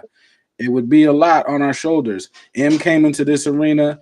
He's the white guy, so he had to meet a certain standard for white people to be like, okay, we can get behind this guy. So he had his own stuff. You know, yes, that comes with mega sales, but it also comes with, you say you're a super dope MC, you're running around with the Outsiders and Redman, and you got Dre co-signing, Sway co-signing, you better come with it. And he made a choice. And honestly, from a from a monetary standpoint, they made the right choice. They made the choice to make songs like Hi, My Name Is, The Real Slim Shady, and Without Me, and songs that catered to that rap rock audience that was going on at the time with Papa Roach and Korn and Limp Bizkit, Kid Rock, whatever. They straddled that line, and that's cool. That was the smart thing to do, because we know that Eminem could make songs like Any Man. He could go out there and do the raucous style type of stuff, and like you said, rock with the Outsiders, Redman, and this and that. But they didn't put out those records. They didn't market him in that way because they wanted to sell records, and that's fine. But what comes with that is now you can't double back and say, well, he's in that same arena as DMX was in 98, 99. No, you're not. You made a choice, just like Nicki made a choice. Nicki made a choice to make more pop records than she did rap records. And when it comes down to it, and we put her catalog and singles, especially up against Lil' Kim's, it's not going to match up because you made a choice. You sold records doing that. But at the same time, we're not going to sit here and have revisionist history and act like, Super Bass is better than No Time, because it's not. I agree, Mike. I agree. I would just say now, now we're talking 20 years and later, but even back then, hip hop itself was very pop. So if I'm stepping into hip hop, by default, I'm kind of stepping into pop too. And that just from how I saw it, hip hop was that made. Didn't work for Nelly in that way, though. You know what I'm saying? Because Nelly was able to make a quote unquote pop record in country grammar and still get love in the hip hop spaces. EI could be considered a pop record. Shit, I hear Ride With Me on all the pop stations to this day, but it was still getting played in hip hop spaces. So he was able to straddle that line and be true to himself and still make music that hip hop spaces really rocked with. I think Eminem went all the way that way to the TRL crowd. And, I think his legacy was built on that, and that's cool. But you can't double back and say, okay, well, I was a Rap City nigga. No, you was a TRL nigga. That's what you were in 99 and 2000. That's what it was. Hey, to be honest with you, if we're gonna just keep it real, unless we're gonna really just stick with the lyrical aspect of it, the big three is not even Kendrick, Cole, and Drake right now. I would say the real big three right now at the current time is Drake, Future, and 21 Savage. That's the real big three. They the ones putting up the numbers. They the ones that's popping in the club when you go out. They the real big three. Kendrick, he take for half of his run, he took time off. J.Cole never really was hidden like that. Like we always respect his ability and his lyrical style and what he can do. He was looked at with like he had potential. Like you was hoping for him to be a real big three, but unless we just gonna stop at his lyrical ability, his rapping, and that's all it take, he's not putting up the numbers like that. I seen a stat where they were saying, when the beef was going on, and they was talking about the numbers that he put up, he didn't outsell Mr. Morale, and that album whack. So terrible record. Well, I know the Eminem stands are in here coming at me, and I got time today, man. They talking about some Eminem got played on Rap City. Sure, some of the songs got played on Rap City. I'm talking about actually going to Rap City and actually being a memorable fixture in the building. Going on 106 in Park. He was a fixture in TRL. They actually made individual shows they themed shows after his rollouts on TRL. When he was coming out with his records, he was going to TRL first. He debuted records on TRL. Well, it took people like Nelly and them, it took them months to build up a record that was a super hit to cross over to get played on that platform. So it's different. Let's not sit here and act like it's the same. It wasn't. It never was. But to your point, I saw a meme out there where they were saying that Future has replaced J. Cole in the big three. So if they say the big three of this era is Drake, Kendrick, and Future, I guess I'm okay with that, but I still think that's a big three of the 2010s, not really the 2020s. I'm gonna go Big Sean, man, over Future. You said Future is I'm gonna go Big Sean, and Future is great. Future's influence on today is insane. Future's music is insane. I'm not always on it like that, but I get the appeal and I get what he's doing. When it comes down Man, you to don't what even hear music, Big Sean on the radio, man. You can't like you can like him more, but you don't hear Big Sean on the radio. And I'm not even like I said, I'm not gonna act like 21 Savage is the most lyrical rapper out there, but his music connect, people like it, and you hear it. Let me be the voice of reason real quick, because y'all forgetting that man, the man that birthed all these dudes. Ye still might be in the big three. If y'all want to be for real with it. Nas is in the big three. Ye Nas is really in the big three. Nas is the best MC of the 2020s. Ye still might have a spot. They playing Nas like Future out there. Travis Scott might have an argument too. You know. Now Travis is all right. This is what I'll say about Travis. I mean, Astro World was 2018. Rodeo was what, 20? No. Bird Singer Brian McKnight, it was 16. And I want to say Rodeo was either 14 or 15. So Travis has a good argument for the 2010s. Now the 2020s, nah. But yeah, Travis has a decent argument. But we know that Travis don't really write all his stuff too. I love Travis's music.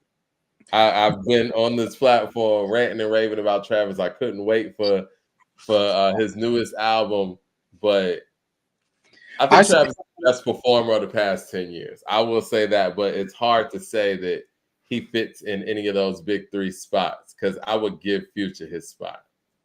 Oh, yeah. I say Sean because I feel like they're competing. I feel like J.Cole is competing with Sean. Sean's competing with Kendrick. They came out around the same time.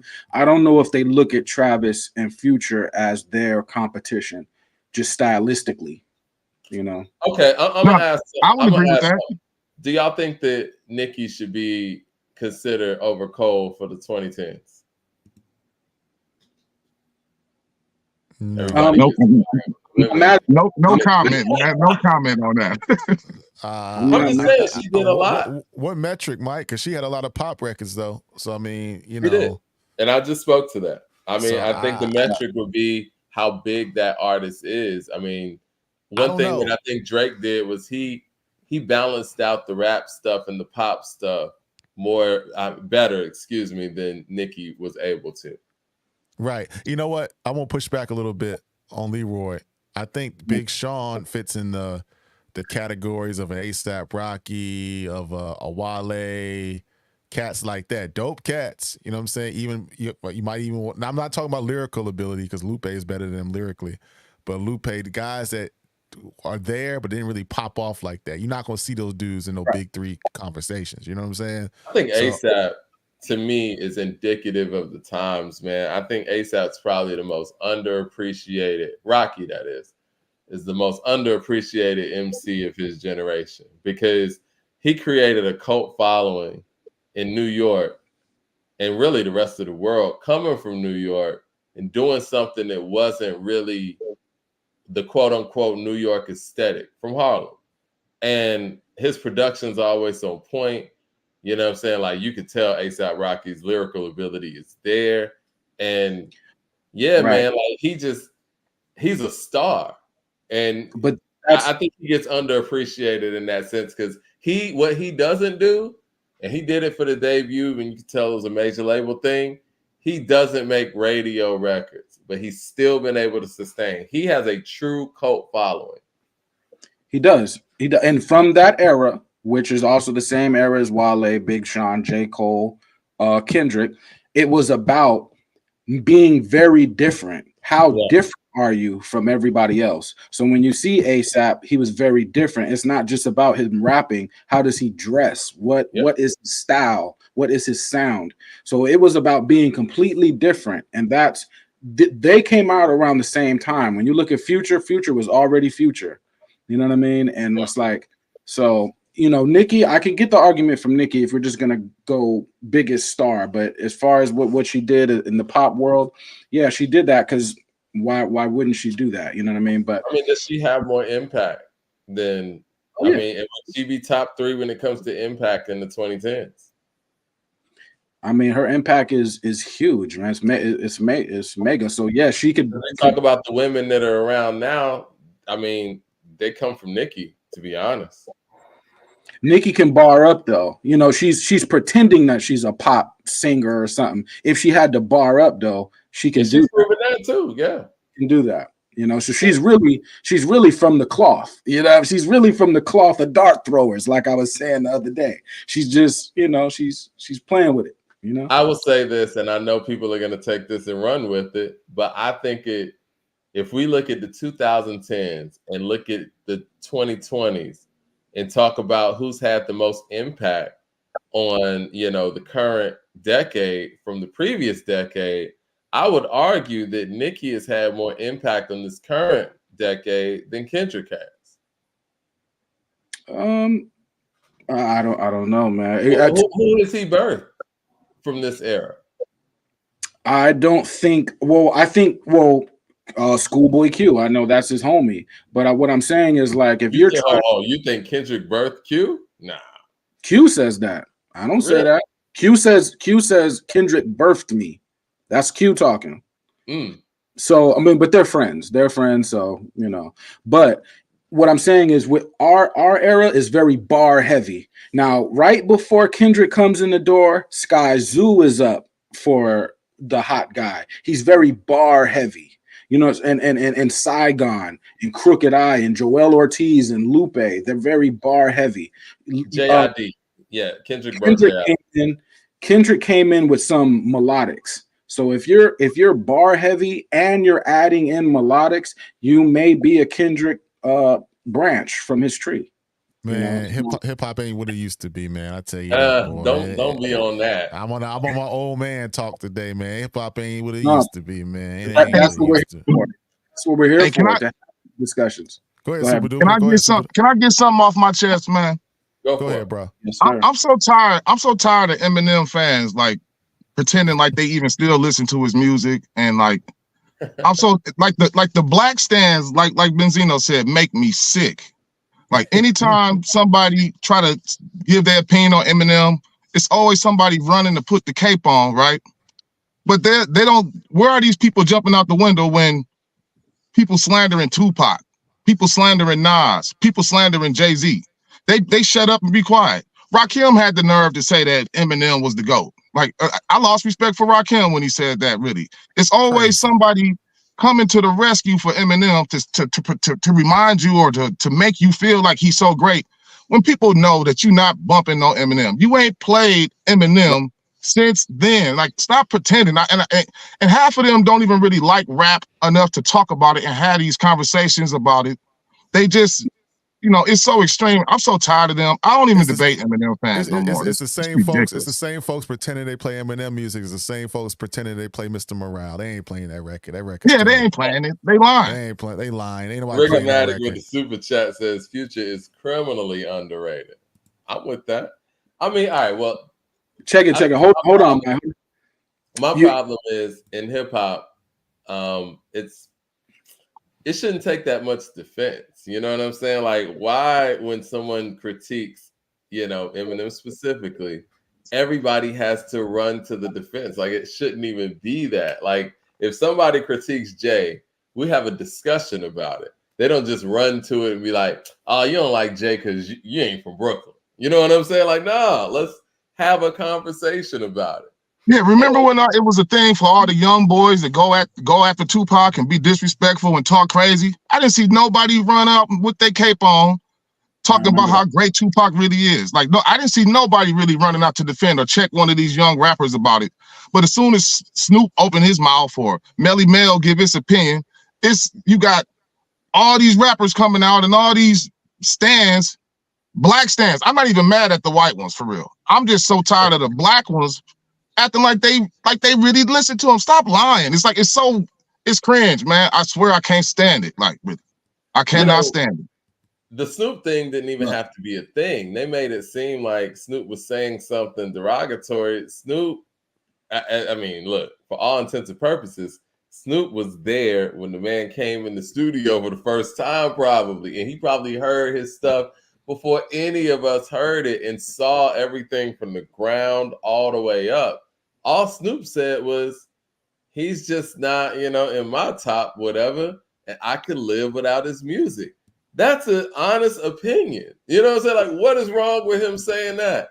And like you just said, Snoop's basically telling you, like, yo, when I get in my car, or when I got my headphones on and I'm listening to hip hop, I don't have any of his stuff on my playlist. Now, he didn't say that specifically, but by him saying he could live without it is what he's saying. He listens to Slick Rick. He came up on Slick Rick. He came up on Kane. If you had a meme out there and you had all of these MCs out there and Eminem's pictures there and they say one got to go, Snoop just said, you know what? He can go because I won't miss it. And that's fine. Right. That's Snoop. Why would Snoop think that he in his top 5 anyway? Leroy, what you got to say to Super Duper on that? That's Snoop. And, I respect Snoop. I met him, talked to him. I respect Snoop, but we have our own opinion. We remember when we first heard I Gave You Power, when we first heard California Love, the remix, or when we first heard Reasonable Doubt or Juicy, or what we can name them. We remember these time periods. I went to a military base one time and they were having a party on the military base. So, it was like the majority, white folks. I'm on the military base. I go into this party. We all know what a party atmosphere is like. It's supposed to be a party, right? So someone puts on Eminem. They put on Eminem. The entire party stops. Everyone focuses in, and it's complete silence. It went from party to complete silence. And they listen to Eminem songs in silence at a party. I've never seen that in my life, ever. Is that a good thing or a bad thing? I'm trying to see where you're going with it.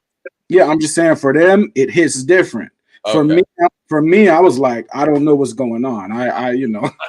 That's what I said. I don't blame them. Like, I don't blame white people for loving Eminem.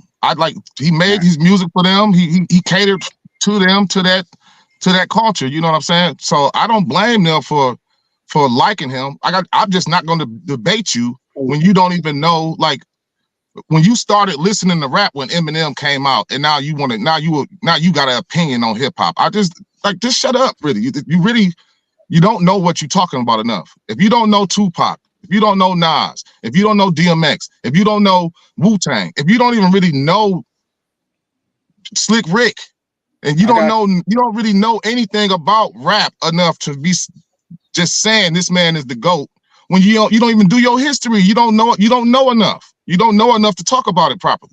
Now you can like his music better than theirs, but they just go too far, man. I mean, I did that in high school. Like when DMX was, the hottest MC out, I probably would have told you back then that DMX is better than KRS-One because I wasn't educated enough on KRS-One's music at that time in my life. And I think that that's where a lot of, Eminem's fan base is as adults, and they don't take the time to really delve into every single aspect of hip hop. So they keep him where they have him and don't consider everything else. Now, granted, I've also seen the inverse where his fan base will really delve into hip hop and then realize, like, well, hey, he's not the top of the top in this genre like I thought he was. That happens too. Esquire, if you're still out there, man, we want to get Esquire on the line before we get up out of here, because Esquire made some very great predictions about how this Cole and Kendrick thing was going to go. And I think he's somewhat accurate because he had Kendrick because he felt that Cole lacked killer instincts. I would love to hear what he thinks about what happened. I mean, too, you know what? Another thing about this is no matter how we feel about Kendrick's, if they want to say, yeah, both of them was mid, right?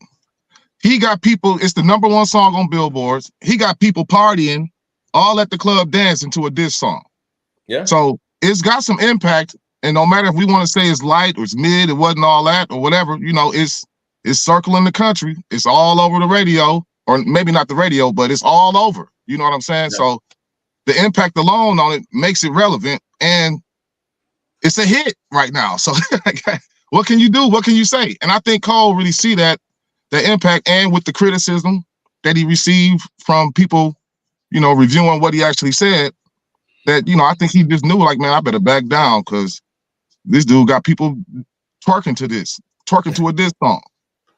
Esquire's in the building, man. How we doing, brother? Esquire's in the building. We also got Esquire. We want you to get off real quick. We also got John Norrie. We're gonna get to later, and Christopher Hogan. But Esquire, go ahead and rock. What's going on, good people? Y'all hear me good? Yes, sir. We hear you good. You got the floor. Yes, sir. LeRoy, what's going on? I didn't catch my other brother's name, who's making some real insightful points. Yes, sir. But I want to start by saying, Mike, you just acknowledged it, man. I've been a Cole fan for a long time, and I saw it playing out somewhat like this, not exactly like this. As a man, I respect and understand, protecting your peace. I certainly do. But I'd be lying to you if I said that as a diehard hip hop fan, I was deeply disappointed. But I'm gonna just unpack it. I said that Kendrick called J. Cole's bluff, and he made a chess move. And the reason why it was a chess move is because, number one, Cole and Kendrick are friends. LeRoy talked about it. They aren't just friends. They are friends who have aligned themselves as the two that are going to take over the industry. They were supposed to do an album together. Obviously, that's been deaded in the last few years. Cole brought Kendrick out on tour. He produced High Power, which honestly opened Kendrick up to a lot of J. Cole's fan base. J. Cole has brought Kendrick out at Dollar and the Dream shows before. Kendrick has brought Cole out at shows, and they do nothing but big each other up. Now, the reason why that's important is because I said that if Cole responds with an equivocal kind of song that bigs up the artist, but at the same time tries to diss him, it's going to come off as half-hearted, and it's not going to get the reception that he wants.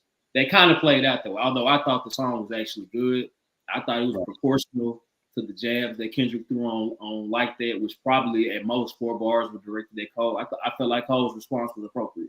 Wasn't the greatest diss ever. Wasn't anything to lose my mind over, but it was good. But I also said that if he was going to try to get that instant response that got the public on his side immediately, it was going to have to be something very vicious, which is really uncharacteristic for Cole. And as I said before, in the game of life and in rap, anytime you let somebody else get you out of character, you already lost. Now, that's right. That's right. What's different about this is that Cole admitted that he was out of character, and it was weird. Like, you did it 2 days after the song came out.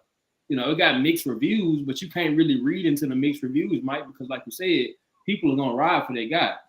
It's Jay-Z fans to this day that say Ether is garbage, and we know that's not the case. But in any event, the reason why this was uncharacteristic for Cole is because you can really just look at his career. Cole's biggest problem as an artist has always been that he wants to please everybody. Pun intended, in the words of Kendrick, you can't please everybody. Let's go back. Let Nas Down. Let's think about why he recorded the song Let Nas Down and how the public reacted to it. He recorded Let Nas Down because he got a call from No ID that Nas was disappointed that he recorded Workout because he felt like Cole was the one and he didn't have to take that route.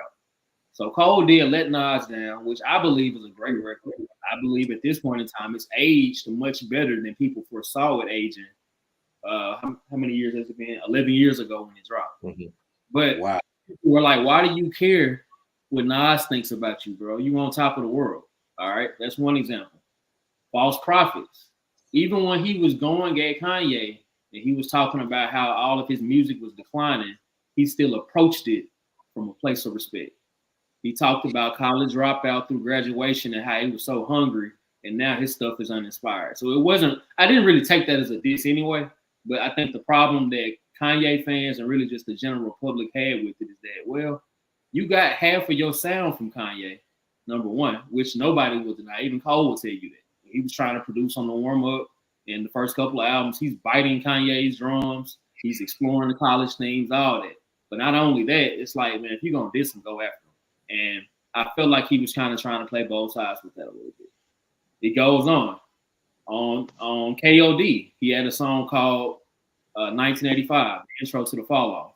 And he was addressing all of these rappers that were druggies, that were doing trendy stuff, that weren't going to be around. And obviously, the one artist that everybody remembers from that is Lil Pump, who had the song, had an entire crowd screaming, fuck J. Cole, right?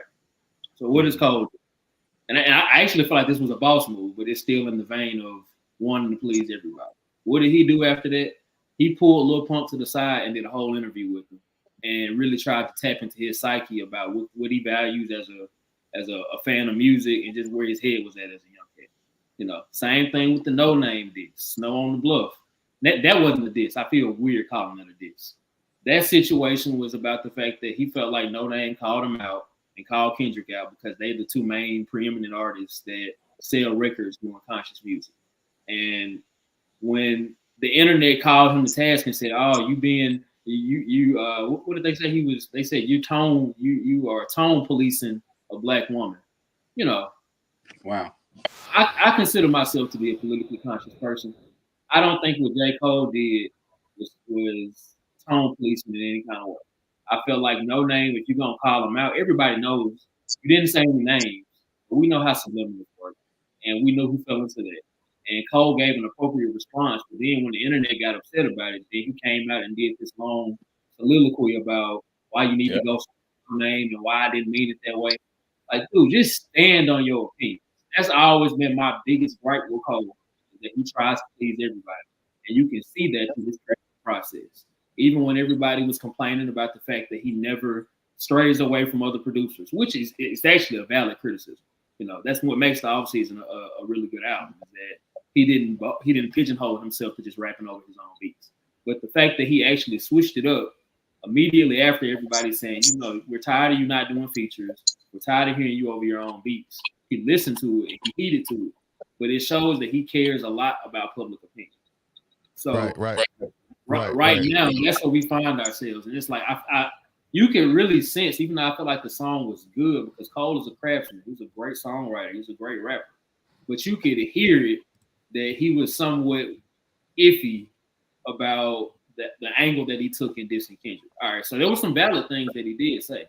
Kendrick has not fallen off. Let's be clear about that. But when he says that you're still doing shows but fell off like The Simpsons, to somebody that's true.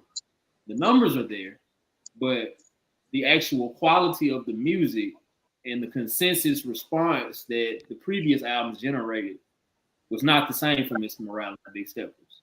I actually feel like this concession that Cole just did was so unnecessary, and that's what makes it so disappointing, is because Kendrick really did have to respond to that. Whether you felt like this song was weak or not, if Kendrick didn't respond to it, that's a 1-0 for Cole. I actually felt like this was a win for Cole prior to him coming out and, you know, conceding and saying, you know, something doesn't sit right with him. Right. But the one thing I would go ahead. I feel like I want to get two more callers in here real quick to answer what you said, Esquire, because you're dropping some real jewels. Christopher Hogan and what's some other man's name? John Norrie. What's your thoughts on what Esquire is dropping real quick? I mean, shout out to A2HH, man. Y'all doing a great job, man. I just want to say salute to y'all on the show and everything. Love the show. And I mean, Esquire is making some good points, man. Like, you know, giving a breakdown of the whole J. Cole, like, mentor, how he go about and how he approach, like, different, you know, sides of confrontation inside hip hop. You know, so salute to y'all, man. I just want to say salute to y'all. And to me, I just feel like the same way y'all feel, like if you either gonna go all in or not do it at all. You know what I'm saying? So appreciate that, brother. Appreciate that, brother. Man, check us back on Wednesday, man. Appreciate it, brother. John Norrie, what's good? What's good, y'all? What's good to everybody? Panel, chat, H2 Hip Hop. I definitely just started catching on to y'all and respect what y'all do, man. Some strong conversations over here. But basically, I like to add in that Cole needed to log off, man, because the hip hop blogs, they got him he got him questioning everything about his legacy, his impact, what he means to the culture. You got to log off, man.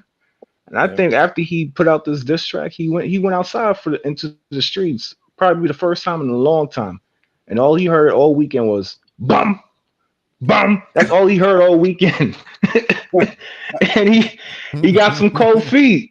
And that's what happens with, you know, a lot of these online fans of the culture. When they come outside and when it don't reflect what they see online, They get confused.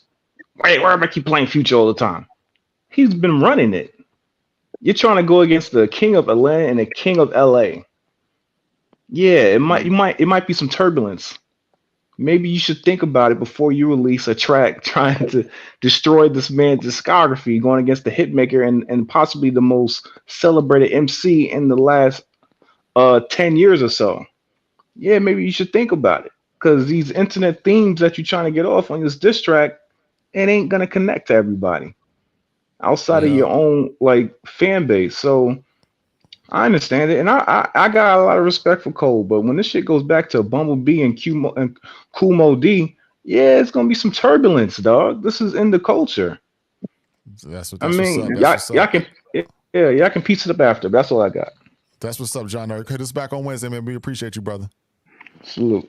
That's why we got to have you come back through, man. I love your analysis, and I know the people do too. So we definitely got to have you come back through.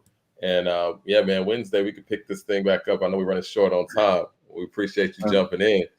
Hey, shout out to that shirt, Yeah, Esquire. man, I think that's a great. What was that, Super Shout out! Duper? I said shout out to that shirt, Esquire. I like that shirt, man. Yes, It remind me of my freshman year in high school.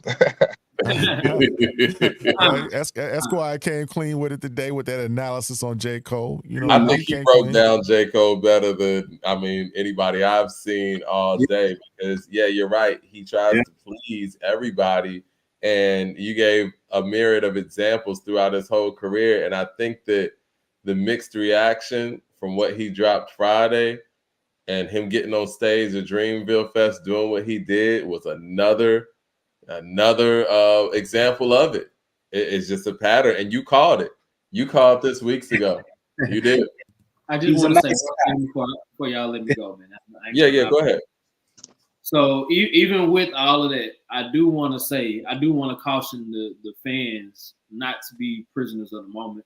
So certainly this impacts his legacy negatively, even. But I don't think that this diminishes what he's already done in terms of the work he's put in and what he's shown and proven. So what that looks like in a tangible sense, he hasn't declined on anybody's list, in my opinion. But it does put a ceiling on how far he can elevate and who he can pass on that all-time list. We know for damn sure he ain't Kendrick now. And I knew that anyway, just based off the catalog. But it is what it is. Time will tell. I'm still looking forward to the fall off. People can say what they want to say. They still gonna listen to it to see if he contradicts himself or not. So, for sure, man. Appreciate everybody. Appreciate everybody joining us in this conversation. And I know a lot of this is going to carry over to Wednesday. There's been a whole lot of other things happening in hip hop too that we probably got to cover Wednesday also. And yeah, man, hit like and subscribe. Leroy, before we go, what you got, Leroy, before we drop? No, I'm just going to say that was a great analysis on Esquire's part. And in the words of the great Fonte, I don't think I'm a better person. I just think I'm a better rapper. You know what I mean? That's how we should look at it, That's what Super Duper. What you got before we get out of here, man? We appreciate you joining us tonight. Shout out to everybody in the chat and everything. Really, what I want to say too is we got to keep the peace, man, in that chat, man. People be going crazy, and everybody got the opportunity to call in. Like, it ain't like you don't have to be a computer warrior. Get up on here, show your face, say your opinion, and get it in. Like that's all that's really all you got to do. And it's all about hip hop, man. It's all about respect, man. Mike D, we always have fun in here, man. So it's all about everybody's got different opinions. We gonna get to it on Wednesday. Esquire, one more thing before you go. Man, that's really all I got, man. I'd be a whole nother day, but I appreciate the time as always. Y'all know I'm just happy to make it with you. We appreciate y'all, man. We'll see everybody Wednesday. And yes, one thing we do have in common is we all love hip hop, I believe. So for sure. What's up? Salute. Yes, sir. Salute. Salute, another peace. And like I said, hit like and subscribe, and be on the lookout. Get that newsletter, people. Factz dropping in too. No doubt. Shout out to Mickey Factz. Get that newsletter too, people. Peace. Sir. Peace.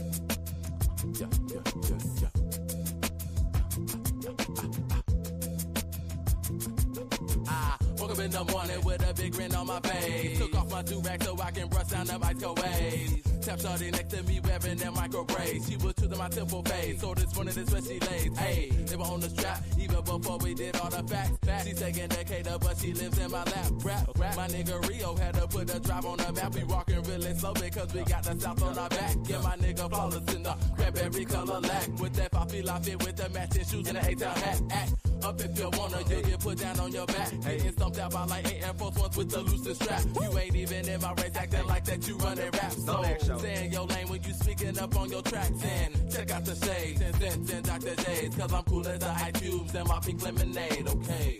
Pink lemonade, matching sauce, and I'm polo down with a bomb of rocks. And my pearlette riding through the squats. Where them niggas stay cool because that 9 gets hot shit. Yeah.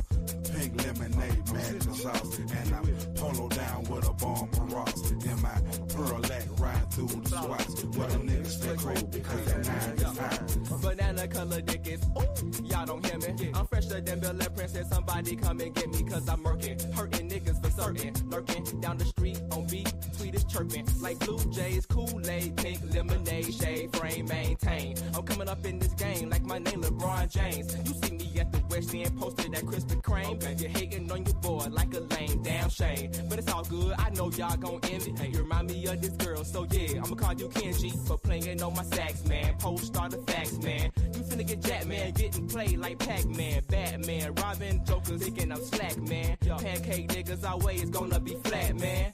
Man, cause my shawty got on them strap pants. Her ass clap hands when she lap dance. Pink lemonade, matching sauce, and I'm polo down with a bomb of rocks. And my pearlette riding through the squats. Where them niggas stay cool because that 9 gets hot shit. Yeah. Pink lemonade, matching sauce, and I'm polo down with a bomb of rocks. And my pearlette riding through the squats. Where them niggas stay cool because that 9 gets hot. I put that shit off in my Cadillac, ride through my city street, bumping Jimi Hendrix cars, looking for a freak to me. Purple got me drifting crazy, whipping, slipping back and forth, trying to get my check to cash, headed to the package store. Stayed cool for many days, matter of fact, a long time. Rio back from Carver home, look, shot on grown now. Chin off in my dojo, watching fly pay like Miss Miyagi. Niggas in the streets stacking, I ain't even hit nobody, split nobody, with some decisions, whatever you may call it. Just leave a message, then I may be off like alcoholic, mobile skills, so for real, catch me on the post and chill, dreaded down, fitted cap, hell, lower A-list pill, won't sleep until I'm dead, listen to my son's bed, till he hit that kitchen saying, look, I made my own bread, Ace taught me good this year, scarecrow nigga from the yard, shot, I told that what this year, pickaboo, you scared nigga, man, I ain't gonna hide, like me being born screaming, man, I ain't finna die, that ain't gonna happen, boss, stealth folk and take that law, once this verse is done, people, y'all can shut that radio off, fuck 'em. Yeah.